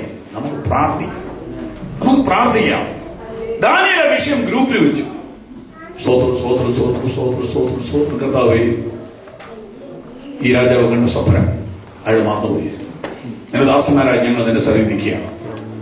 നിന്റെ നാമത്തെ കൊട്ടാരത്തിൽ ഉയർത്തുവാൻ, എന്റെ നാമത്തെ രാജ്യത്ത് ഉയർത്തുവാൻ ഇതൊരു അവസരമാക്കണം. കരുണ തോന്നണം. പെട്ടെന്ന് അയാളുടെ മനസ്സിന്റെ സ്ക്രീനിലോട്ട് ആ പടം ഇങ്ങനെ ഓടുക.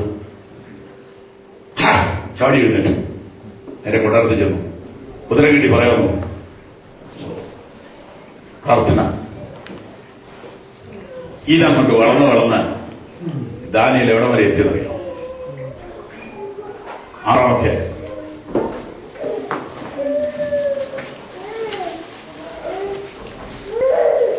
10-ാം വാക്യം. 6-ാം അധ്യായം 10-ാം വാക്യം. എന്നാൽ ലേഖ എഴുതിയിരിക്കുന്നത് ദാനിയേൽ അറിഞ്ഞപ്പോൾ അവൻ വീട്ടിൽ ചെന്നു. ആ അവന്റെ മാളികമുറിയുടെ കിളിവാതിൽ യെരൂശലേമിന് നേരെ തുറന്നിരുന്നു. ആ. താൻ മുമ്പേ ചെയ്തു വരുന്നതുപോലെ ആ. ദിവസം 3 പ്രാവശ്യം മുട്ടുകുത്തി തന്റെ ദൈവത്തിന്റെ സന്നിധിയിൽ പ്രാർത്ഥിച്ച് സ്തോത്രം ചെയ്തു. എനിക്ക് വളരെ സന്തോഷമുള്ള ഒരു കാര്യം. ഒന്നോട് വായിച്ചോ ആ വാക്യം. എന്നാൽ ലേഖ എഴുതിയിരിക്കുന്നു എന്ന് ദാനിയേൽ അറിഞ്ഞപ്പോൾ അവൻ വീട്ടിൽ ചെന്ന് അവന്റെ മാളിക മുറിയുടെ കിളിവാതിൽ അവന്റെ യെരൂശലേമിന് നേരെ തുറന്നിരുന്നു. താൻ മുൻപേ ചെയ്തു വന്നതുപോലെ ദിവസം 3 പ്രാവശ്യം മുട്ടുകുത്തി തന്റെ ദൈവത്തിന്റെ സന്നിധിയിൽ പ്രാർത്ഥിച്ച് സ്തോത്രം ചെയ്തു. നിങ്ങൾ ശ്രദ്ധിക്കാമെങ്കിൽ എന്നെ വളരെ ഞെട്ടിപ്പിച്ചൊരു സംഭവം പറയാം. ദാനിയേൽ സ്പെഷ്യലായിട്ട് ഒന്നും ചെയ്തില്ല എന്നുള്ളതാണ് എന്നെ ഞെട്ടിപ്പിച്ചത്. എനിക്ക് അത്രയുള്ള കഴിവില്ല, നമുക്ക് ആർക്കും ഉണ്ടെന്ന് തോന്നുന്നില്ല. ഇങ്ങനെ ഒരു വാർത്ത നമ്മളാണ് എന്നാ ചെയ്യും, ഒരു 21 ദിവസത്തെ ഉപവാസം പ്രഖ്യാപിക്കും. ശരിയാണ്, അല്ല ഞാൻ തമാശയായിട്ടല്ല പറഞ്ഞു, നമ്മൾ അങ്ങനെ ചെയ്തു പോകും. കാരണം അത്ര സീരിയസ് കേസാണ് വന്നിരിക്കും. ഞാനിത് സ്പെഷ്യലായിട്ട് ഒന്നും ചെയ്തില്ല, സാധാരണ ചെയ്യുന്നത് ചെയ്തു. എന്നാ സാധാരണ ചെയ്യുന്നത്? 3 ദിവസം 3 നേരം പ്രാർത്ഥിക്കും. അതെന്താ? അല്ല, എന്ത് സ്പെഷ്യലായിട്ട് ചെയ്യാനായിട്ട് പുള്ളിക്ക് തോന്നാൻ പറയാം. വസ്തുതകൾ അംഗീകരിച്ചേ പറ്റത്തുള്ളല്ലോ. സ്ഥിരം ചെയ്യേണ്ട പ്രയർ ചെയ്യാത്തത് കൊണ്ടാണ് വല്ലപ്പോഴും ഈ പലിശ കെട്ടേണ്ടി വരുന്നത്. പിണങ്ങിയോ? സ്ഥിരം ചെയ്യേണ്ടത് ചെയ്യാമെങ്കിൽ പിന്നെ പിഴയൊന്നും കെട്ടണ്ട. അതായത് എനിക്ക് ഈ ഒരു കാലുവേദന അങ്ങനെ 1-2 ചെറിയ പ്രോബ്ലം സ്ഥിരമായിട്ട് തുടങ്ങി. അപ്പോ എന്റെ ഒരു സുഹൃത്ത് പറഞ്ഞിട്ട് നല്ല ഹോമിയോ ഡോക്ടറുണ്ട്, അതാകുമ്പം വലിയ പ്രശ്നമില്ല, ഓക്കെ ഇനി അതുമായിട്ട് പരീക്ഷിച്ച് നോക്കട്ടില്ലെന്ന് വേണ്ട പോയേക്കാം ചെന്നു. പുള്ളിയെല്ലാം എന്നെ വിവരങ്ങളെല്ലാം കേട്ട് ചോദിച്ചു, സാറിനെ കൊണ്ട് കഴിക്കാൻ പറ്റിയല്ലോ. വിചാരം ഇത് രാവിലെ 8 മണിക്ക് 4 എണ്ണം, 10 മണിയാകുമ്പോൾ വീണ്ടും ഒരു 4 എണ്ണം, 12 ആകുമ്പോൾ വീണ്ടും ഒരു 4 എണ്ണം, 3 മണിക്ക് 4 എണ്ണം, പിന്നെ വൈകിട്ട്. ആദ്യത്തെ 2 ദിവസം ഞാൻ കൃത്യമായിട്ട് കഴിച്ചു. 3-ാം ദിവസം നന്നായി 16 എണ്ണം എടുത്ത് വൈകിട്ട് ഒരൊറ്റ കഴിയും കഴിച്ചു. നല്ല മധുരമുള്ളതല്ലേ? ഇത് ഡോക്ടറോട് പറഞ്ഞു നിർത്തിക്കോളാം, ഇനി കഴിക്കണമെന്ന്. ടൈമിന് കഴിക്കേണ്ടത് കഴിക്കാതെ വരുമ്പോൾ പിന്നെ 4 16 3 21 40 60. അപ്പം ഇതിനകത്തൊരു ദോഷമാണ് ഞാനിത് പറയുമ്പോൾ. ആളുകളെല്ലാം ഒന്നും ശ്രദ്ധിക്കത്തില്ല, ഇടയ്ക്കുന്നൊരു ഭാഗം ശ്രദ്ധിക്കും. 21 40 ഇരിക്കുന്നതിനെ ബാബു ചെറിയാൻ എതിരാണ്. എന്റെ പോലെ ഇങ്ങോട്ട് പോകുന്നതിനും 21 ഇരുന്നാച്ചാ വരുന്നത്. ഇതിന്റെ വസ്തുതയാ പറയുന്നത്. ഇത് ഡെയിലി കഴിക്കണം മരുന്നാ എന്ന് പറഞ്ഞാൽ എന്നാ? ഇടവിടാതെ. അങ്ങനെയാ പുതിയ നിയമത്തിലെ വ്യവസ്ഥ. മറ്റേതാരാ കണ്ടുപിടിച്ച്? ഇത് നടക്കാത്തോണ്ടാ അതിലിരുന്ന്. ഇത് മുടങ്ങിപ്പോകും കുറെ കഴിയും. കാരണം പല പല കാരണങ്ങളാൽ സ്ഥിരം പ്രാർത്ഥനാ ജീവിതം ഉഴത്തും. അപ്പൊ പിന്നെ ഈ പിഴ കെട്ടണം എന്ന് തോന്നും, അപ്പോഴാണ് ഇത് ചെയ്യുന്നത്. ദാനിയേലിന്റെ ജീവിതത്തിൽ ഒരു നോട്ടീസ്. എന്താ നോട്ടീസ്? ഇനി മുതൽ പ്രസംഗിക്കരുത്, എങ്കിൽ സാരമില്ല. ഇനി മുതൽ പാടരുത്, എങ്കിലും ഒരു സാരമില്ല. ഇനി മുതൽ പ്രാർത്ഥിക്കരുത്. എന്റെ പൊന്നെ, ജീവിതത്തിൽ നേരിടുന്ന എല്ലാ പ്രശ്നത്തെയും സോൾവ് ചെയ്യാനുള്ള മരുന്നാണ് ഏത്? പ്രാർത്ഥന. അതിനെ ബ്ലോക്ക് ചെയ്ത് എന്നെ ചെയ്യും. ഉടനെ പുള്ളി ഒരു നീണ്ട ഫാസ്റ്റിംഗ് പ്രഖ്യാപിച്ചില്ല, സ്ഥിരം ചെയ്യുന്ന പോലെ 3 നേരം പ്രാർത്ഥിച്ചു. കാരണം അതിനകത്തെല്ലാം ഉണ്ട്. മറ്റൊരു വസ്തുത, അദ്ദേഹത്തിന് ഭയങ്കര കോൺഫിഡൻസ് ഉണ്ട്, ദൈവമായിട്ട് ഭയങ്കര ബന്ധമുണ്ട്. ആകാശം ഇടിഞ്ഞു വീഴുന്നെന്ന് പറഞ്ഞാലും ദാനിയേലിന് അറിയാം, എന്റെ ദൈവം അറിയാതെ ആകാശം ഇടിഞ്ഞാൽ ഇങ്ങോട്ട് വീഴുകയില്ല, വീണാലും എന്റെ തല വീഴുകയില്ല. ദൈവത്തെ അറിയുന്ന ജനം ഉറച്ചു നിൽക്കും.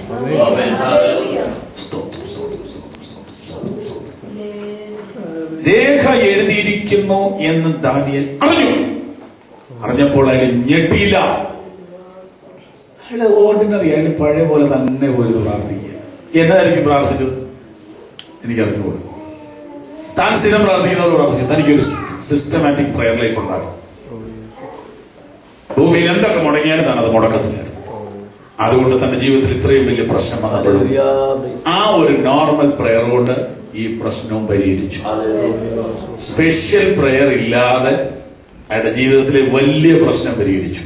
എന്തുകൊണ്ടാണെന്നറിയാവോ? വളരെ നാളുകൾ പ്രയർ ഡിപ്പോസിറ്റ് ഉണ്ട്. വിളിക്കും വളരെ നാളത്തെ പ്രയർ ഡിപ്പോസിറ്റ്. ആവശ്യങ്ങൾ ഇല്ലാത്തപ്പോഴും പ്രാർത്ഥിച്ചത് അവിടെ കെട്ടിക്കിടപ്പുണ്ട്. ഇന്നത്തെ ഈ വലിയ പ്രശ്നം കൂടെ പരിഹരിക്കാനുള്ള പ്രയർ അയാൾ നേരത്തെ ഡിപ്പോസിറ്റ് ചെയ്തിട്ടുണ്ട്. പ്രാർത്ഥനാ ജീവിതത്തിൽ ദാനിയേലിന്റെ വളർച്ച കണ്ടോ? ഇതെവിടെ തുടങ്ങി, എന്ന് തുടങ്ങി, എവിടെ ആരംഭിച്ചു? കാണിക്കാം. ദാനിയേലിന്റെ പ്രയർ ലൈഫ് ആരംഭിച്ചത് എവിടെ വെച്ചാൽ നമുക്ക് അറിഞ്ഞുകൂടാം. നേരത്തെയൊക്കെ ഒരു പശ്ചാത്തലം കാണുമായിരിക്കും. വീട്ടിൽ നിന്ന് കിട്ടിയതും യിരെമ്യാവിൽ നിന്ന് കിട്ടിയതുമായ കുറെ ട്രെയിനിങ് എല്ലാം കാണുമായിരിക്കാം. ഇദ്ദേഹം ഒരു അന്യനാട്ടിൽ ചെന്ന അടിമയായിട്ട് താമസിക്കേണ്ടി വന്നു. അവിടെ ഒരു പ്രശ്നം നേരിട്ടു. അവിടെ നേരിട്ട ഒന്നാമത്തെ പ്രശ്നം അവരുടെ പേര് മാറ്റി. രണ്ടാമത്തെ പ്രശ്നം അവർക്ക് ഭക്ഷണത്തിനും മാറ്റം വരുത്തി. വാക്യം 1 5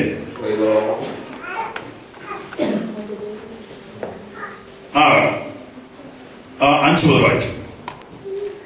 രാജാവ് അവർക്ക് രാജഭോജനത്തിൽ നിന്നും താൻ കുടിക്കുന്ന വീഞ്ഞിൽ നിന്നും നിർത്തി നിയമിച്ചു. ഇങ്ങനെ അവരെ 3 സംവത്സരം വളർത്തിയിട്ട് അവർ രാജസനിൽ നിൽക്കണം എന്ന് കൽപ്പിച്ചു.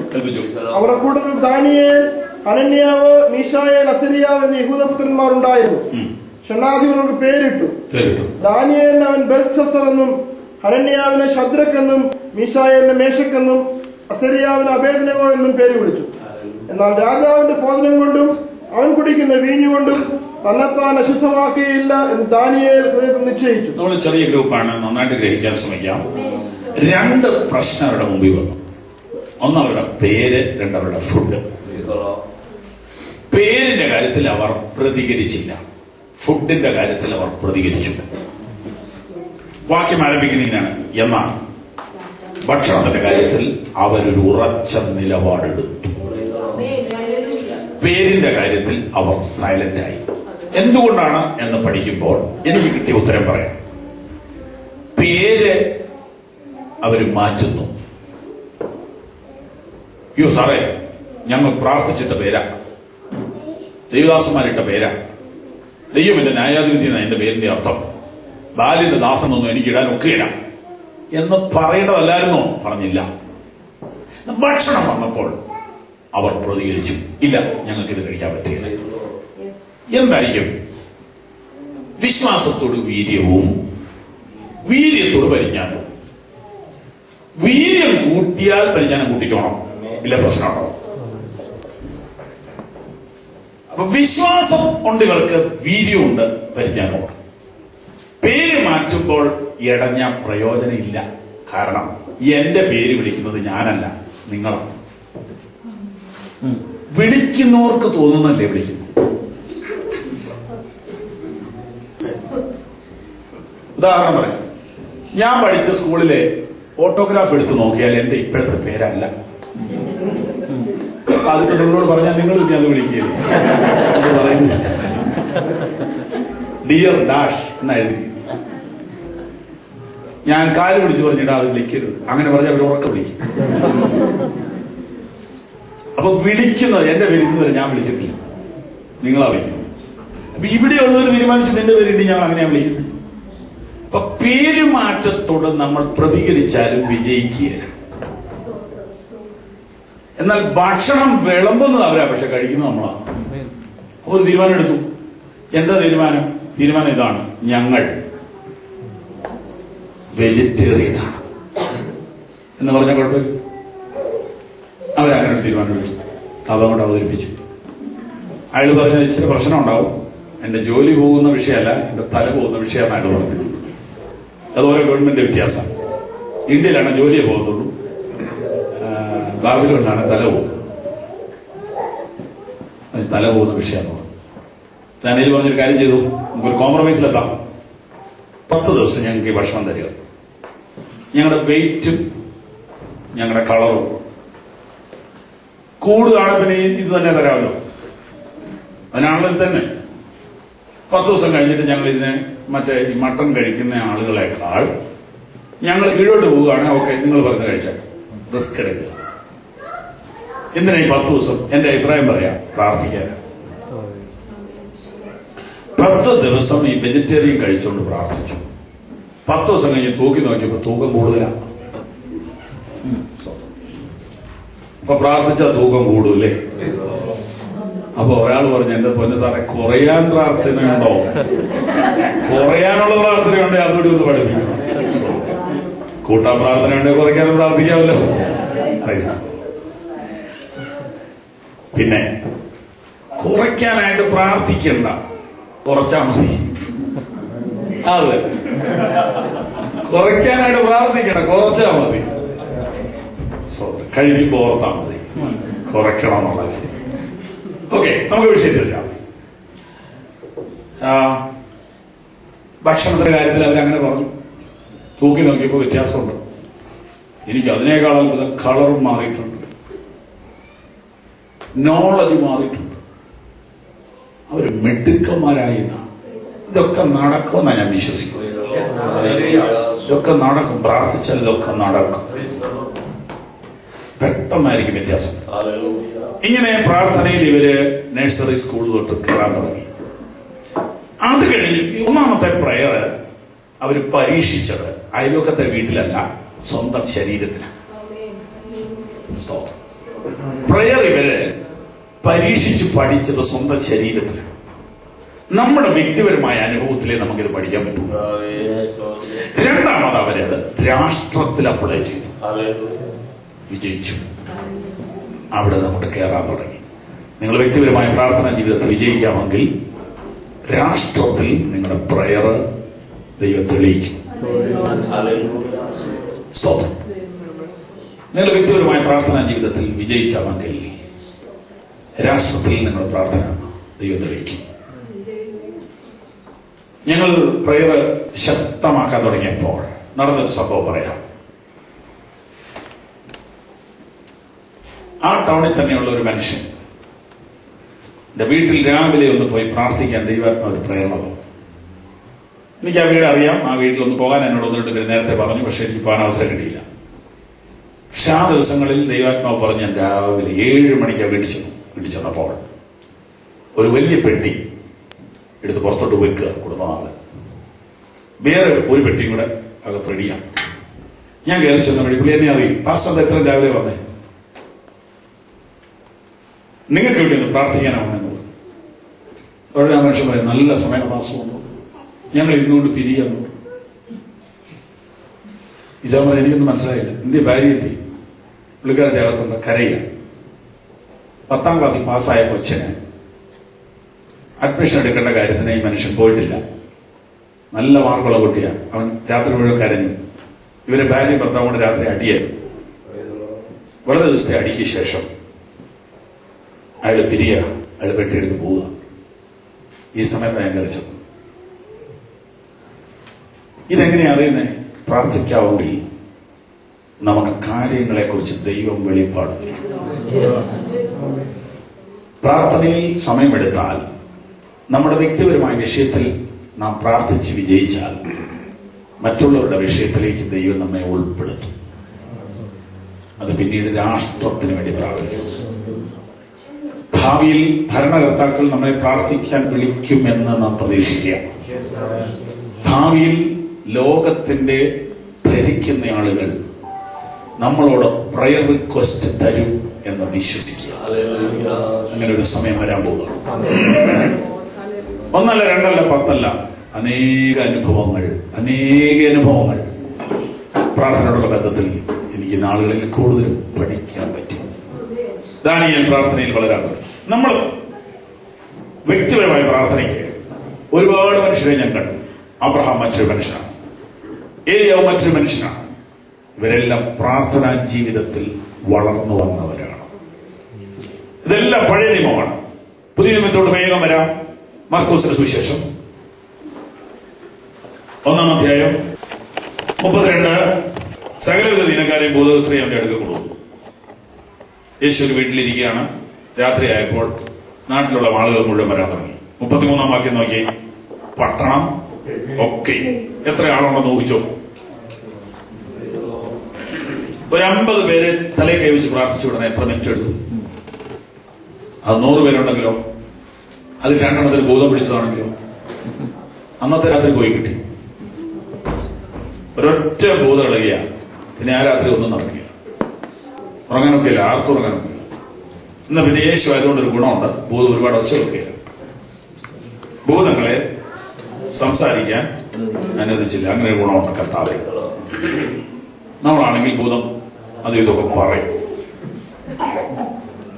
കർത്താവ് ഭൂതങ്ങളോട് പറഞ്ഞു മിണ്ടിപ്പോരുന്നു. ഭൂതത്തിന് പറയണമെന്ന് ആഗ്രഹമുണ്ട്. യേശു മിണ്ടിച്ചില്ല.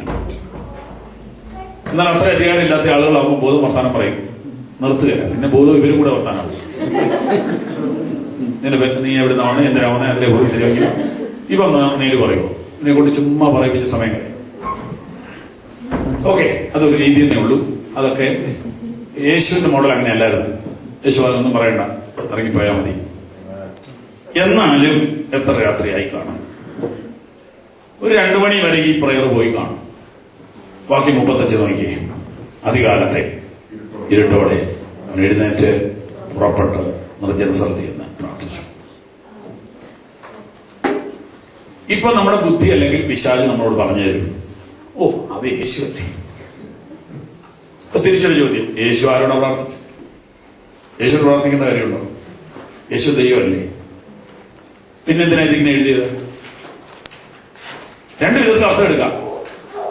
കർത്താവും ദൈവവുമായ യേശുവിന് പ്രാർത്ഥിക്കാതെ സാത്താന്യ ശക്തികളോട് എതിർത്ത് ജയമുള്ളൊരു ജീവിതം നയിക്കാൻ കഴിയില്ലായിരുന്നു എങ്കിൽ നിനക്ക് കഴിയൂ?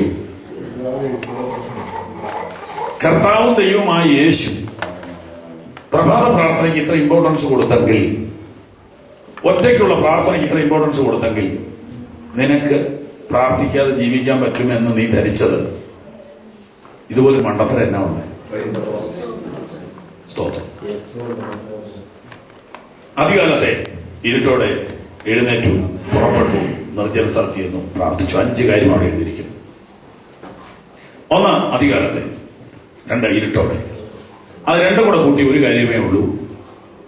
മോർണിംഗ് 7 o'clock അല്ല, മോർണിംഗ് 4 o'clock എന്നാണ് അതിന്റെ അർത്ഥം. അധികാലത്തെ ഇരുട്ടോടെ അവൻ എഴുന്നേറ്റു, കട്ടിലേലിരുന്ന് സ്വതന്ത്രം ചെയ്തു എന്നല്ല, പുറപ്പെട്ടു. സ്വതന്ത്രം. അപ്പൊ ഭയങ്കര തണുപ്പുള്ളപ്പോഴോ ഈ പറയുന്ന പ്രമാണം, ഇത് പ്രമാണമാണ്. ഏത് പ്രമാണത്തിനകത്തും ചിലപ്പോൾ പറ്റുകയില്ല. പനിയായിട്ട് കിടക്കും, പറ്റിയില്ല. കല്യാണമായിരുന്നു, പറ്റിയില്ല. ഓക്കെ, എന്നാലും പ്രമാണം മാറ്റരുത്. ഇതാ പ്രമാണം. ക്രിസ്തീയ ജീവിതത്തിന്റെ പ്രമാണം ഇത്. അധികാരത്തെ ഇരുട്ടോടെ എഴുന്നേറ്റു പുറപ്പെട്ടു. കട്ടിലിൽ സ്വതന്ത്രം ചെയ്താൽ അതൊക്കെ മറിഞ്ഞു പോകും. ആത്മാവർക്കുള്ളത് ജഡബലഹീനം. കർത്താവിനെ നീ സകലം അറിയുന്നു ആമേനെന്ന് പറഞ്ഞ് എഴുന്നേറ്റ് അടുത്ത പരിപാടിക്ക് പോകാം. ഇത്ര പറ്റത്തുള്ളൂ. അതുകൊണ്ട് പ്രാർത്ഥിക്കണമെന്നുണ്ടോ കട്ടിൽ വിടുക, പ്രാർത്ഥിക്കണമെന്നുണ്ടോ തലയിണ വിടുക, പുതപ്പ് വിടുക, പ്രാർത്ഥിക്കാൻ ഒരു സ്ഥലം കണ്ടെത്തുക. നിർജ്ജന സ്ഥലത്ത് നിന്ന് പ്രാർത്ഥിച്ചു, നിർജ്ജന സ്ഥലത്ത് നിന്ന് പ്രാർത്ഥിച്ചു. യേശുവിന് നിർബന്ധമായിരുന്നു, നമുക്ക് നിർബന്ധമില്ലേ? നമ്മുടെ ജീവിതത്തിൽ പ്രാർത്ഥന കുറഞ്ഞു പോകുന്നത് നമ്മളിതിന് ഗൗരവം അറിയാത്തത് കൊണ്ടല്ലേ? യേശുവേ, നിനക്ക് ഈ പ്രയർ എത്ര അത്യാവശ്യമാണോ? അതെ, അത്യാവശ്യമാണ്.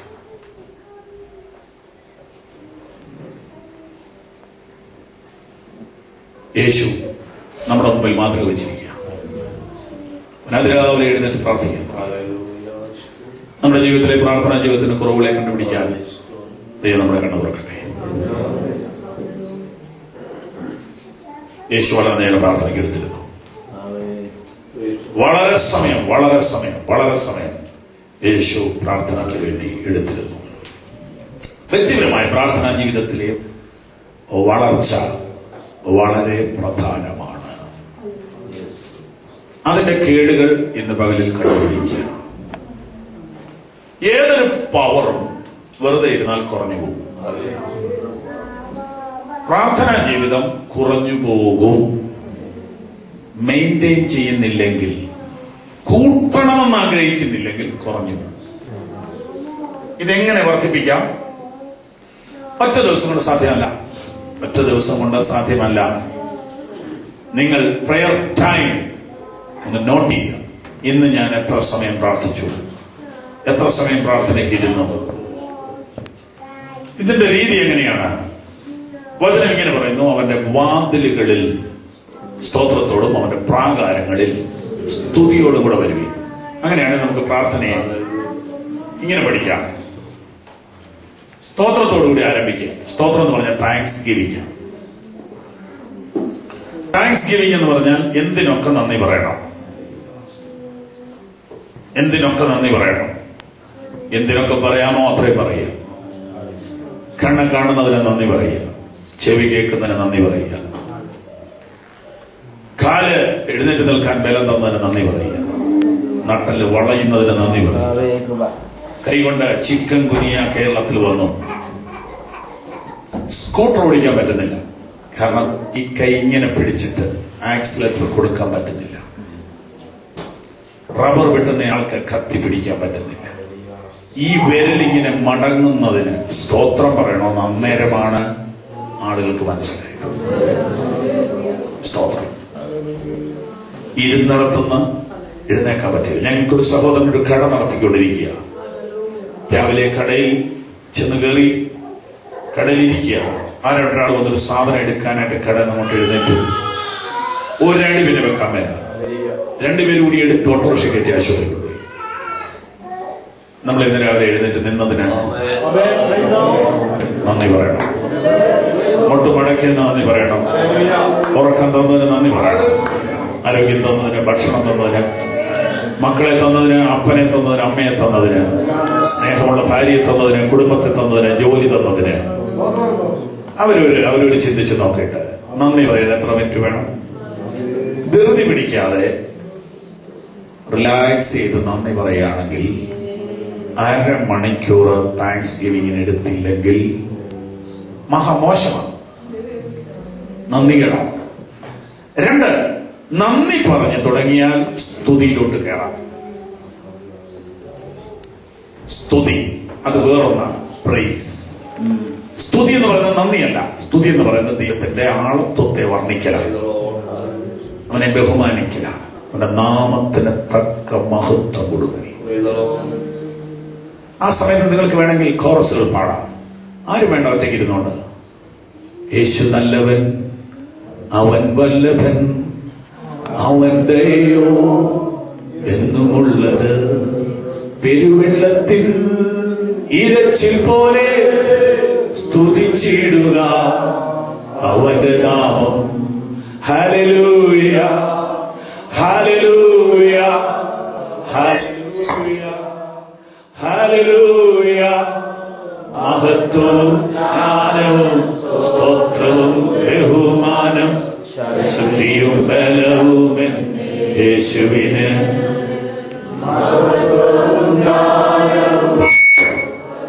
ബഹുമാനം ശക്തിയും ബലവും യേശു നല്ലവൻ, അവൻ വല്ലവൻ, അവൻ ദയയോ എന്നുമുള്ളത്. യേശു നല്ലവൻ, അവൻ വല്ലവൻ,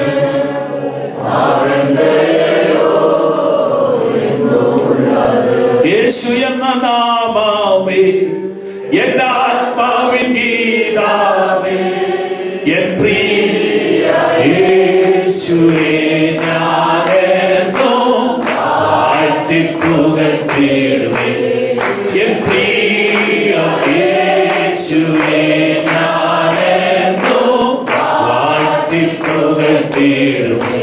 ഓ യേശു എന്ന നാമമേ എന്റെ ആത്മാവിൻ ഗീതാമേ, എൻ പ്രിയ യേശുവേ ഞാനെന്നും വാഴ്ത്തിപ്പുകഴ്ത്തിടുമേ.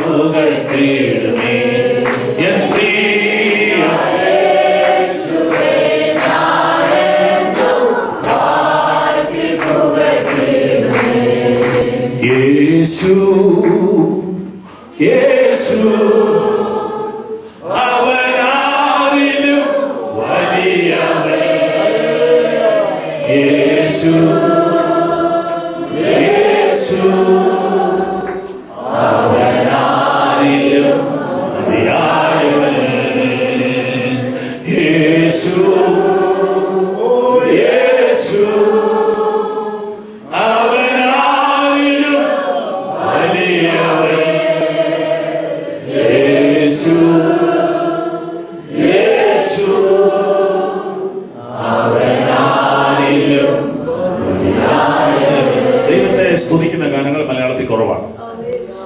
മലയാളത്തിലെ പാട്ടുകളെല്ലാം കണ്ണുനീരെന്ന് മാറുമോ ആ ട്യൂണിലും ആ അർത്ഥത്തിലും ഉള്ളതാണ് 95% പാട്ടുകൾ. അതിന് നമ്മൾ ഈ കാലത്ത് എഴുതിയതായിരിക്കും അതെല്ലാം. അത് തെറ്റൊന്നുമില്ല, അത് ഇടയ്ക്കൊക്കെ പാടിക്കൂ എന്ന സംഭവം. അതിനേക്കാൾ നല്ലത് ദൈവത്തെ സ്തുതിക്കുന്ന ഗീതങ്ങൾ പാടുന്നതാണ് ദൈവത്തിന് മഹത്വം. ദൈവത്തിന് മഹത്വം ഉണ്ടായാൽ നമ്മുടെ കാര്യം രക്ഷപ്പെട്ടു.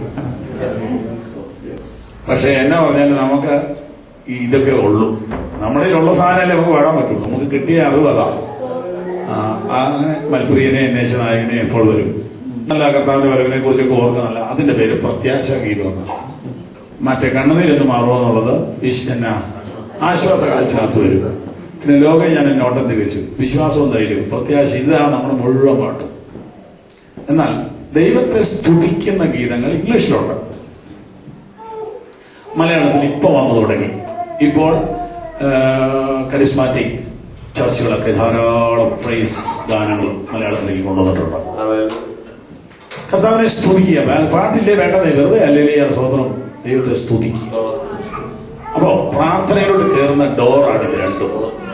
ഒന്നാമത്തേത് നന്ദി, രണ്ടാമത്തേത് സ്തുതി. രണ്ടും തരംതിരിച്ച് തന്നെ മനസ്സിലാക്കണം.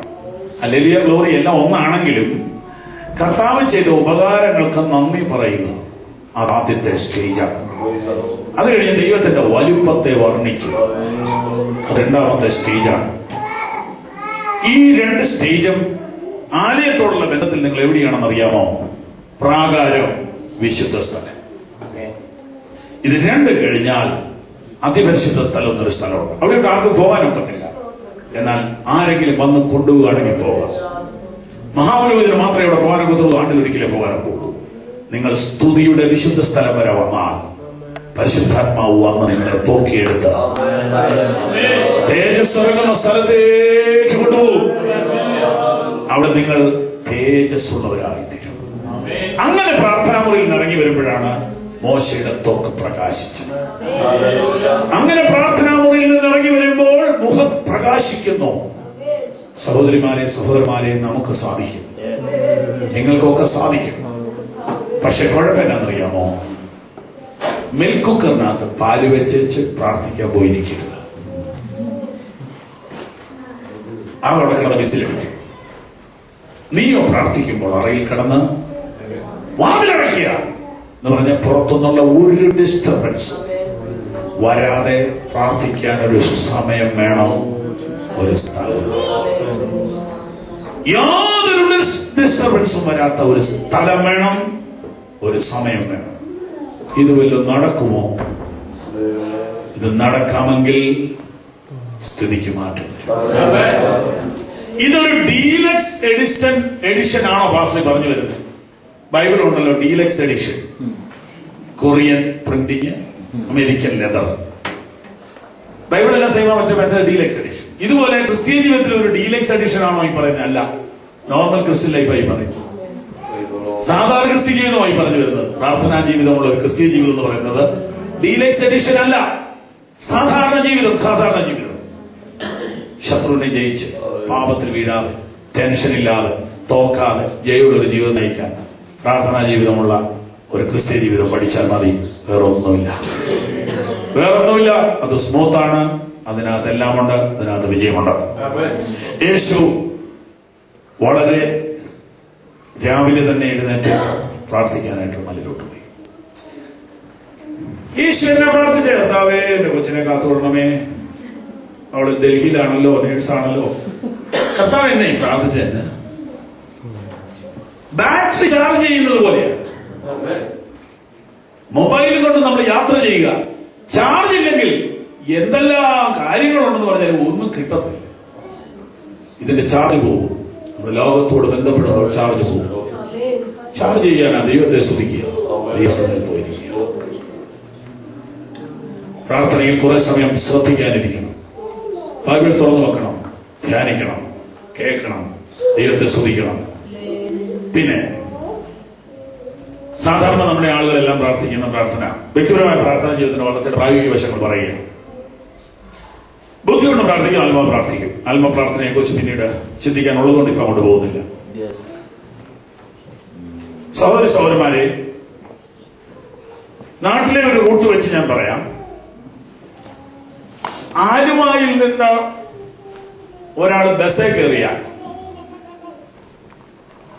മൂന്നാറിലേക്ക് പോകണമെങ്കിൽ പെരുമ്പാവൂർ ടച്ച് ചെയ്ത് പോകാൻ ഒക്കുകയാണ്. അപ്പൊ ആലുവായിൽ മൂന്നാർക്ക് പോയ ഒരാൾ പറയാം, ഞാൻ പെരുമ്പാവൂർ ടച്ച് ചെയ്തായിരുന്നു, ഇന്നലെ പെരുമ്പാവൂർ ടച്ച് ചെയ്തായിരുന്നു പറഞ്ഞതിൽ കഥയൊന്നുമില്ല, അത് പെരുമ്പാവൂർ ടച്ച് ചെയ്ത് പോകാൻ ഒക്കുകയാണ്. എന്താ ഞാൻ പറഞ്ഞതെന്ന് അറിയാമോ? നമുക്ക് സ്ഥിരമായ ഒരു പ്രെയർ ഓർഡർ ഉണ്ട്. മാത്തുക്കുട്ടിക്ക് വേണ്ടി പ്രാർത്ഥിക്കുന്നു, ജോറിക്കുട്ടിക്ക് വേണ്ടി പ്രാർത്ഥിക്കുന്നു, ഏലിക്കുട്ടിക്ക് വേണ്ടി പ്രാർത്ഥിക്കുന്നു, അത് കഴിഞ്ഞ അമ്മണിയ, അത് കഴിഞ്ഞ രാജപ്പൻ, അത് കഴിഞ്ഞ ഗോപാലൻ. ഈ ഒരു റൂട്ട് നിൽക്കുന്നത് കൂടാതെ ആത്മാവ് നിയോഗിക്കുന്ന വഴി പോകുമോ? അതാ പെന്തക്കോസ്തിന്റെ പ്രയോഗം. ഇന്നടത്ത് തുടങ്ങി ഇന്നടത്ത് അവസാനിക്കുന്നതിനകത്ത് കുറച്ച് പേരുണ്ട്, 32 പേരുണ്ട്, അത് വന്നിരിക്കും. അത് വേണം കേട്ടോ, അതെങ്കിലും ഉള്ളത് നല്ലതാണ്. ഇത് കൂടാതെ ഒരു പ്രയറുണ്ട്. അതെന്തുവാ? വിശദീകരിക്കാൻ അടുത്ത സെഷനിൽ. അത് കൂടാതെ ഒരു പ്രയറുണ്ട്. അവിടെയാണ് വിജയം കിട്ടുന്നത്. അവിടെ നമ്മൾ വെറുതെ ദൈവസന്നിധിയിൽ ഇരിക്കുമ്പോൾ ആത്മാവ് നമ്മളെ കൊണ്ടുപോകും. ആത്മാവ് ചില വ്യക്തികളെ നമുക്ക് കാണിച്ചു തരും, ചിലരുടെ മുഖം നമുക്ക് കാണിച്ചു തരും, ചില സ്ഥലങ്ങളെ കുറിച്ച് വെളിപ്പാട് നമുക്ക് തരും. പ്രാർത്ഥിച്ചുകൊണ്ടിരിക്കുമ്പോൾ ചില കെട്ടുകൾ അഴിയുന്നത് നമുക്ക് മനസ്സിലാക്കാൻ പറ്റും. അവിടെ യുദ്ധം നടക്കുകയായിരിക്കും പ്രാർത്ഥന.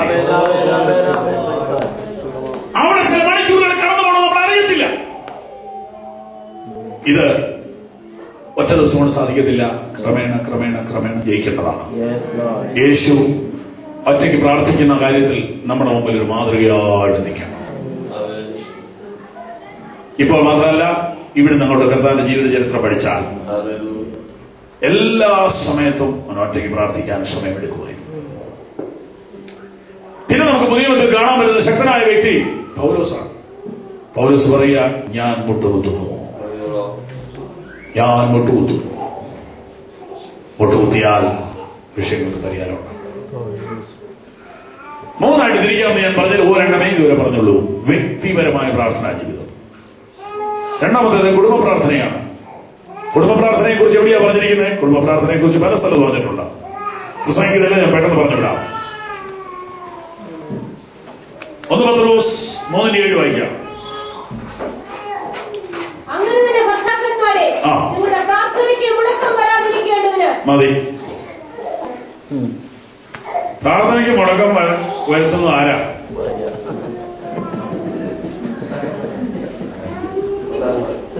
അവരവരുടെ തെരഞ്ഞെടുപ്പിൽ ഒക്കുന്ന പോലെ നമുക്കിപ്പോ അങ്ങ് പറയാം. ഏതായാലും ഇവിടെ പത്രോസ് പറഞ്ഞിരിക്കുന്ന ഭർത്താക്കന്മാരെ ശ്രദ്ധിക്കണം. ഭർത്താക്കന്മാരെ, നിങ്ങൾ പ്രാർത്ഥനയ്ക്ക് മുടക്കം വരാതിരിക്കാൻ വേണ്ടി നിങ്ങൾ ഭാര്യയോടുകൂടെ ഇച്ചിരി ബുദ്ധിയോടുകൂടെ പെരുമാറണം. അതിനാ എന്തായാലും പറഞ്ഞൊരു ചെറിയ പിണക്കായ അന്നത്തെ പ്രയറും പിണങ്ങാൻ വലിയ കാര്യമൊന്നും വേണ്ട, അത് ബുദ്ധിയോടെ ഇടപെടണം. കുടുംബ പ്രാർത്ഥന സ്മൂത്ത് ആകണമെന്നുണ്ടെങ്കിൽ പകലും ചില ബുദ്ധിയോടെയൊക്കെ ഇടപെടണം. എന്ന് പറഞ്ഞാൽ ബുദ്ധിയോടെ ഇടപെടാതെ പാസ്റ്റർ TC ഈശോ പറഞ്ഞ ഉദാഹരണം പറയാം, എന്റേതല്ല, കേട്ടിട്ടുണ്ടായിരിക്കുമല്ലോ. ഇല്ല, സഹോദരി കുഞ്ഞമ്മേ, നീ കുറെ ദിവസമായിട്ട് ഒരുപാട് ഹാർഡ് വർക്കാ ചെയ്യുന്നതെന്ന് എനിക്ക് മനസ്സിലാകുന്നുണ്ട്. എനിക്കൊരു ഹോർലിക്സ് മേടിച്ച് തരണമെന്ന് ഞാൻ വിചാരിക്കുന്നു. ഇത്രയും പറഞ്ഞാൽ മതി, കൊടുക്കണ്ട. ഇത്രയും പറഞ്ഞാൽ മതി, കൊടുക്കേണ്ടത് ഈശോച്ചാന്റേതാണ്, എന്റേതല്ല. ഇത് നാട്ടിലെ ഉദാഹരണം. ഇവിടെ ഇപ്പൊ ഹോർലിക്സ് വലിയ കാര്യമാണ്.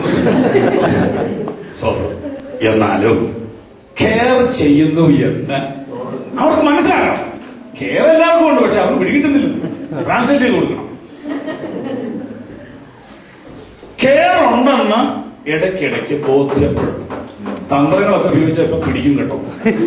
മനസ്സിലാകുന്ന കാലമോ പഴയ പോലെയല്ല. അതുകൊണ്ട് ഈ തന്ത്രങ്ങളൊന്നും ഉപയോഗിക്കരുത്. ഏതായാലും കെയർ ചെയ്യണം, കെയർ ചെയ്യുന്നു എന്ന് ബോധ്യപ്പെടുത്തണം. ചുരുക്കി പറഞ്ഞാൽ പ്ലീസ് ചെയ്യണമെന്നർത്ഥം. എന്നാലേ പ്രയർ നടക്കത്തുള്ളൂ. ഒരുമിച്ച് സ്മൂത്തായിട്ട് പ്രാർത്ഥിക്കണോ? കുടുംബജീവിതം പളക്ക് പാത്രം പോലെ സൂക്ഷിക്കണം. അപ്പൊ കുടുംബ പ്രാർത്ഥന മുടങ്ങാതിരിക്കാൻ ഭർത്താക്കന്മാർ റിസ്ക് എടുക്കണം. ഇത്രയുള്ള എന്റെ കാര്യം.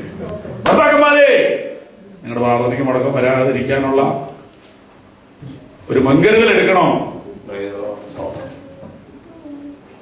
കുടുംബ പ്രാർത്ഥന വളരെ പ്രധാനപ്പെട്ടതാണ്. മറ്റെന്ത് മുടങ്ങിയാലും അത് മുടങ്ങരുത്. അതിന്റെ പവർ കാണിക്കാം. അതിന്റെ പവർ മത്തായി 18:18 ഓർക്കാവുന്ന ഒരു നമ്പരാണ്. 18:18. നിങ്ങൾ ഭൂമിയിൽ കെട്ടുന്നതെല്ലാം സ്വർഗത്തിൽ കെട്ടപ്പെട്ടിരിക്കും.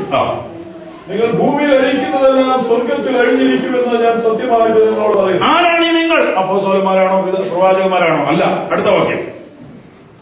ഭൂമിയിൽ വെച്ച് നിങ്ങൾ രണ്ടുപേരെ യാചിക്കുന്ന ഏത് കാര്യത്തിലും രണ്ടുപേര് മതി. ഈ രണ്ടുപേരാ കെട്ടുന്നത് അഴിക്കുന്നത്. നിങ്ങൾ ഭൂമിയിൽ കെട്ടുന്നത് സ്വർഗത്തിൽ കെട്ടപ്പെട്ടിരിക്കും. നിങ്ങൾ ഭൂമിയിൽ അഴിക്കുന്നത് സ്വർഗത്തിൽ അഴിയും. രണ്ടുപേര്. ഏതായി രണ്ടുപേര്?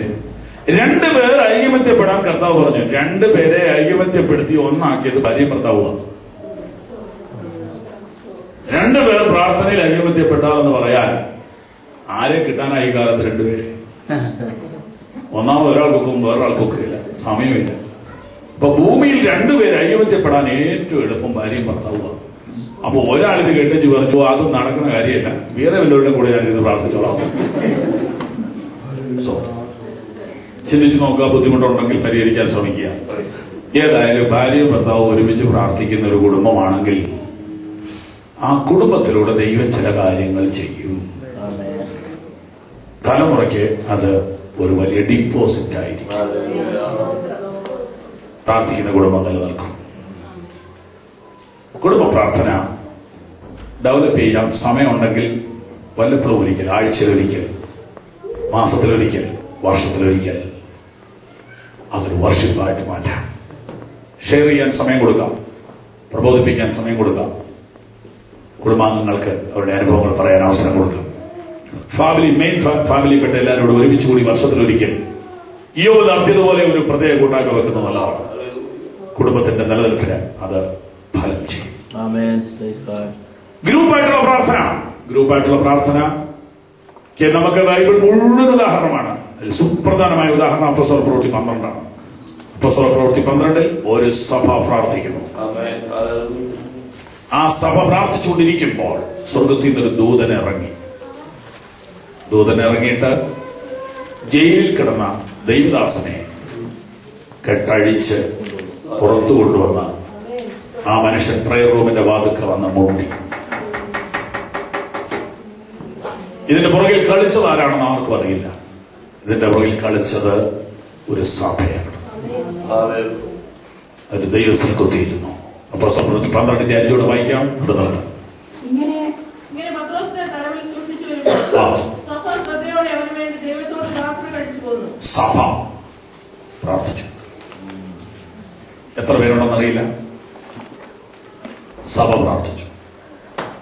5 വാക്യത്തിൽ 5 കാര്യമുണ്ട്. ആര് പ്രാർത്ഥിച്ചു? എങ്ങനെ പ്രാർത്ഥിച്ചു? എന്തിനു വേണ്ടി പ്രാർത്ഥിച്ചു? എത്ര നേരം പ്രാർത്ഥിച്ചു? മറുപടി എന്താണ്? 5 കാര്യമുണ്ട്. ആരാ പ്രാർത്ഥിച്ചത്? ഉത്തരം സഭ. വ്യക്തികൾക്ക് പേരില്ലെങ്കിൽ ഉത്തരം പെട്ടെന്ന് വരും. സഭയാണ് പ്രാർത്ഥിച്ചത്. എന്തിനു വേണ്ടി പ്രാർത്ഥിച്ചു? പത്രോസ് എന്ന ഒരൊറ്റ മനുഷ്യന്റെ വിടുതലിന് വേണ്ടി പ്രാർത്ഥിച്ചു. എത്ര നേരം പ്രാർത്ഥിച്ചു? അതൊരു നോൺ സ്റ്റോപ്പ് പ്രയറാക്കി. സമയം നിശ്ചയിച്ചിട്ടില്ല. തീരുന്ന എപ്പോഴാ വിടുതലോ അതുവരെ പ്രാർത്ഥിച്ചു. മറുപടി എന്തായിരുന്നു? പത്രോസ് വാതിൽക്ക് വന്ന് മുട്ടി.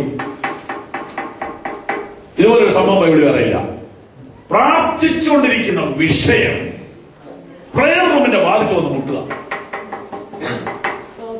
ഈ ദൈവം ഇന്നും ജീവിക്കും.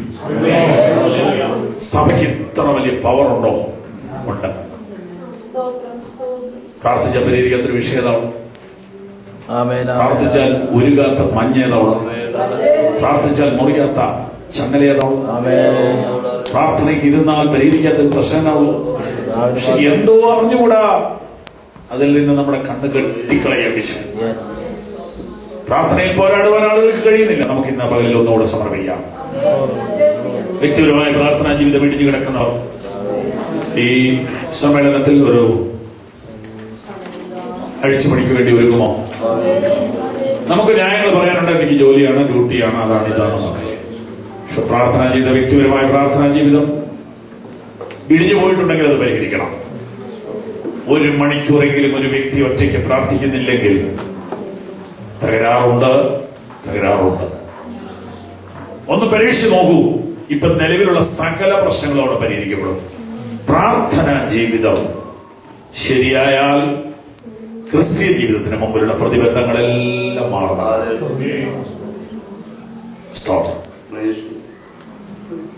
കുടുംബ പ്രാർത്ഥന ദീർഘസമയം നീട്ടിക്കൊണ്ട് പോകണ്ട. പക്ഷെ കുടുംബ പ്രാർത്ഥന മുടക്കരുത്. കുടുംബ പ്രാർത്ഥന ഒരുപാട് നീട്ടിയാൽ ചിലപ്പോൾ കുട്ടികൾ ബോറടിക്കും. എങ്കിലും കുടുംബ പ്രാർത്ഥനയ്ക്ക് ഒരു പ്രാധാന്യതയുണ്ട്. സഭയായിട്ട് പ്രാർത്ഥിക്കുമ്പോൾ ഗൗരവമുള്ള വിഷയങ്ങൾ സഭയായിട്ട് പ്രാർത്ഥിച്ചാൽ സ്വർഗത്തിലെ ദൈവം ഇറങ്ങി വരും. അപ്പോസ്തല പ്രവൃത്തി 12 ഒരു കുറച്ച് ദൈവങ്ങളെ കുത്തിയിരുന്ന് കരഞ്ഞു. ഒരു ദൂതൻ സ്വർഗത്തിന് ഇറങ്ങി ഏലിന്റെ പൂട്ട് തുറന്നു. 1-ാം ഗേറ്റും 2-ാം ഗേറ്റും 3-ാം ഗേറ്റും തുറന്നു. പത്രോസിനെ ചെന്ന് ചങ്ങല അഴിച്ച് പുറത്തു കൊണ്ടുവന്നു. ഇതിന്റെ ശക്തി ഏതാണെന്നറിയാമോ? സഭയുടെ പ്രാർത്ഥന. ദൈവസഭ പ്രാർത്ഥിച്ചാൽ ദൂതനിറങ്ങും. മനുഷ്യർ കഴിക്കാൻ മേലാത്ത കെട്ടുകൾ ദൂതൻ അഴിക്കും. നിന്റെ ജീവിതത്തിന് നേരെ, കുടുംബത്തിന് നേരെ, സഭയ്ക്ക് നേരെ പിശാച് കെട്ടിയിരിക്കുന്ന കെട്ടുകൾ അഴിയും. പ്രാർത്ഥിക്കാനിരുന്നാ മതി. നമ്മളൊന്നും ചെയ്യണ്ട. ദൈവത്തിന്റെ ദൂതൻ അത് ചെയ്യും. നിനക്ക് ചെയ്യാൻ ബുദ്ധിമുട്ടുള്ളത്, നിനക്ക് പോകാൻ ബുദ്ധിമുട്ടുള്ളിടത്ത്, നിന്റെ കണ്ണെത്താത്തിടത്ത്, നിന്റെ കാല് എത്താത്തിടത്ത് ദൈവത്തിന്റെ മാലാഹ ഇറങ്ങിച്ചെന്ന കെട്ടുകൾ അഴിച്ച് വ്യക്തിയെ പുറത്തുവിട്ടു. പ്രാർത്ഥനയ്ക്കായി നമ്മെ ഏൽപ്പിച്ചു കൊടുക്കുക.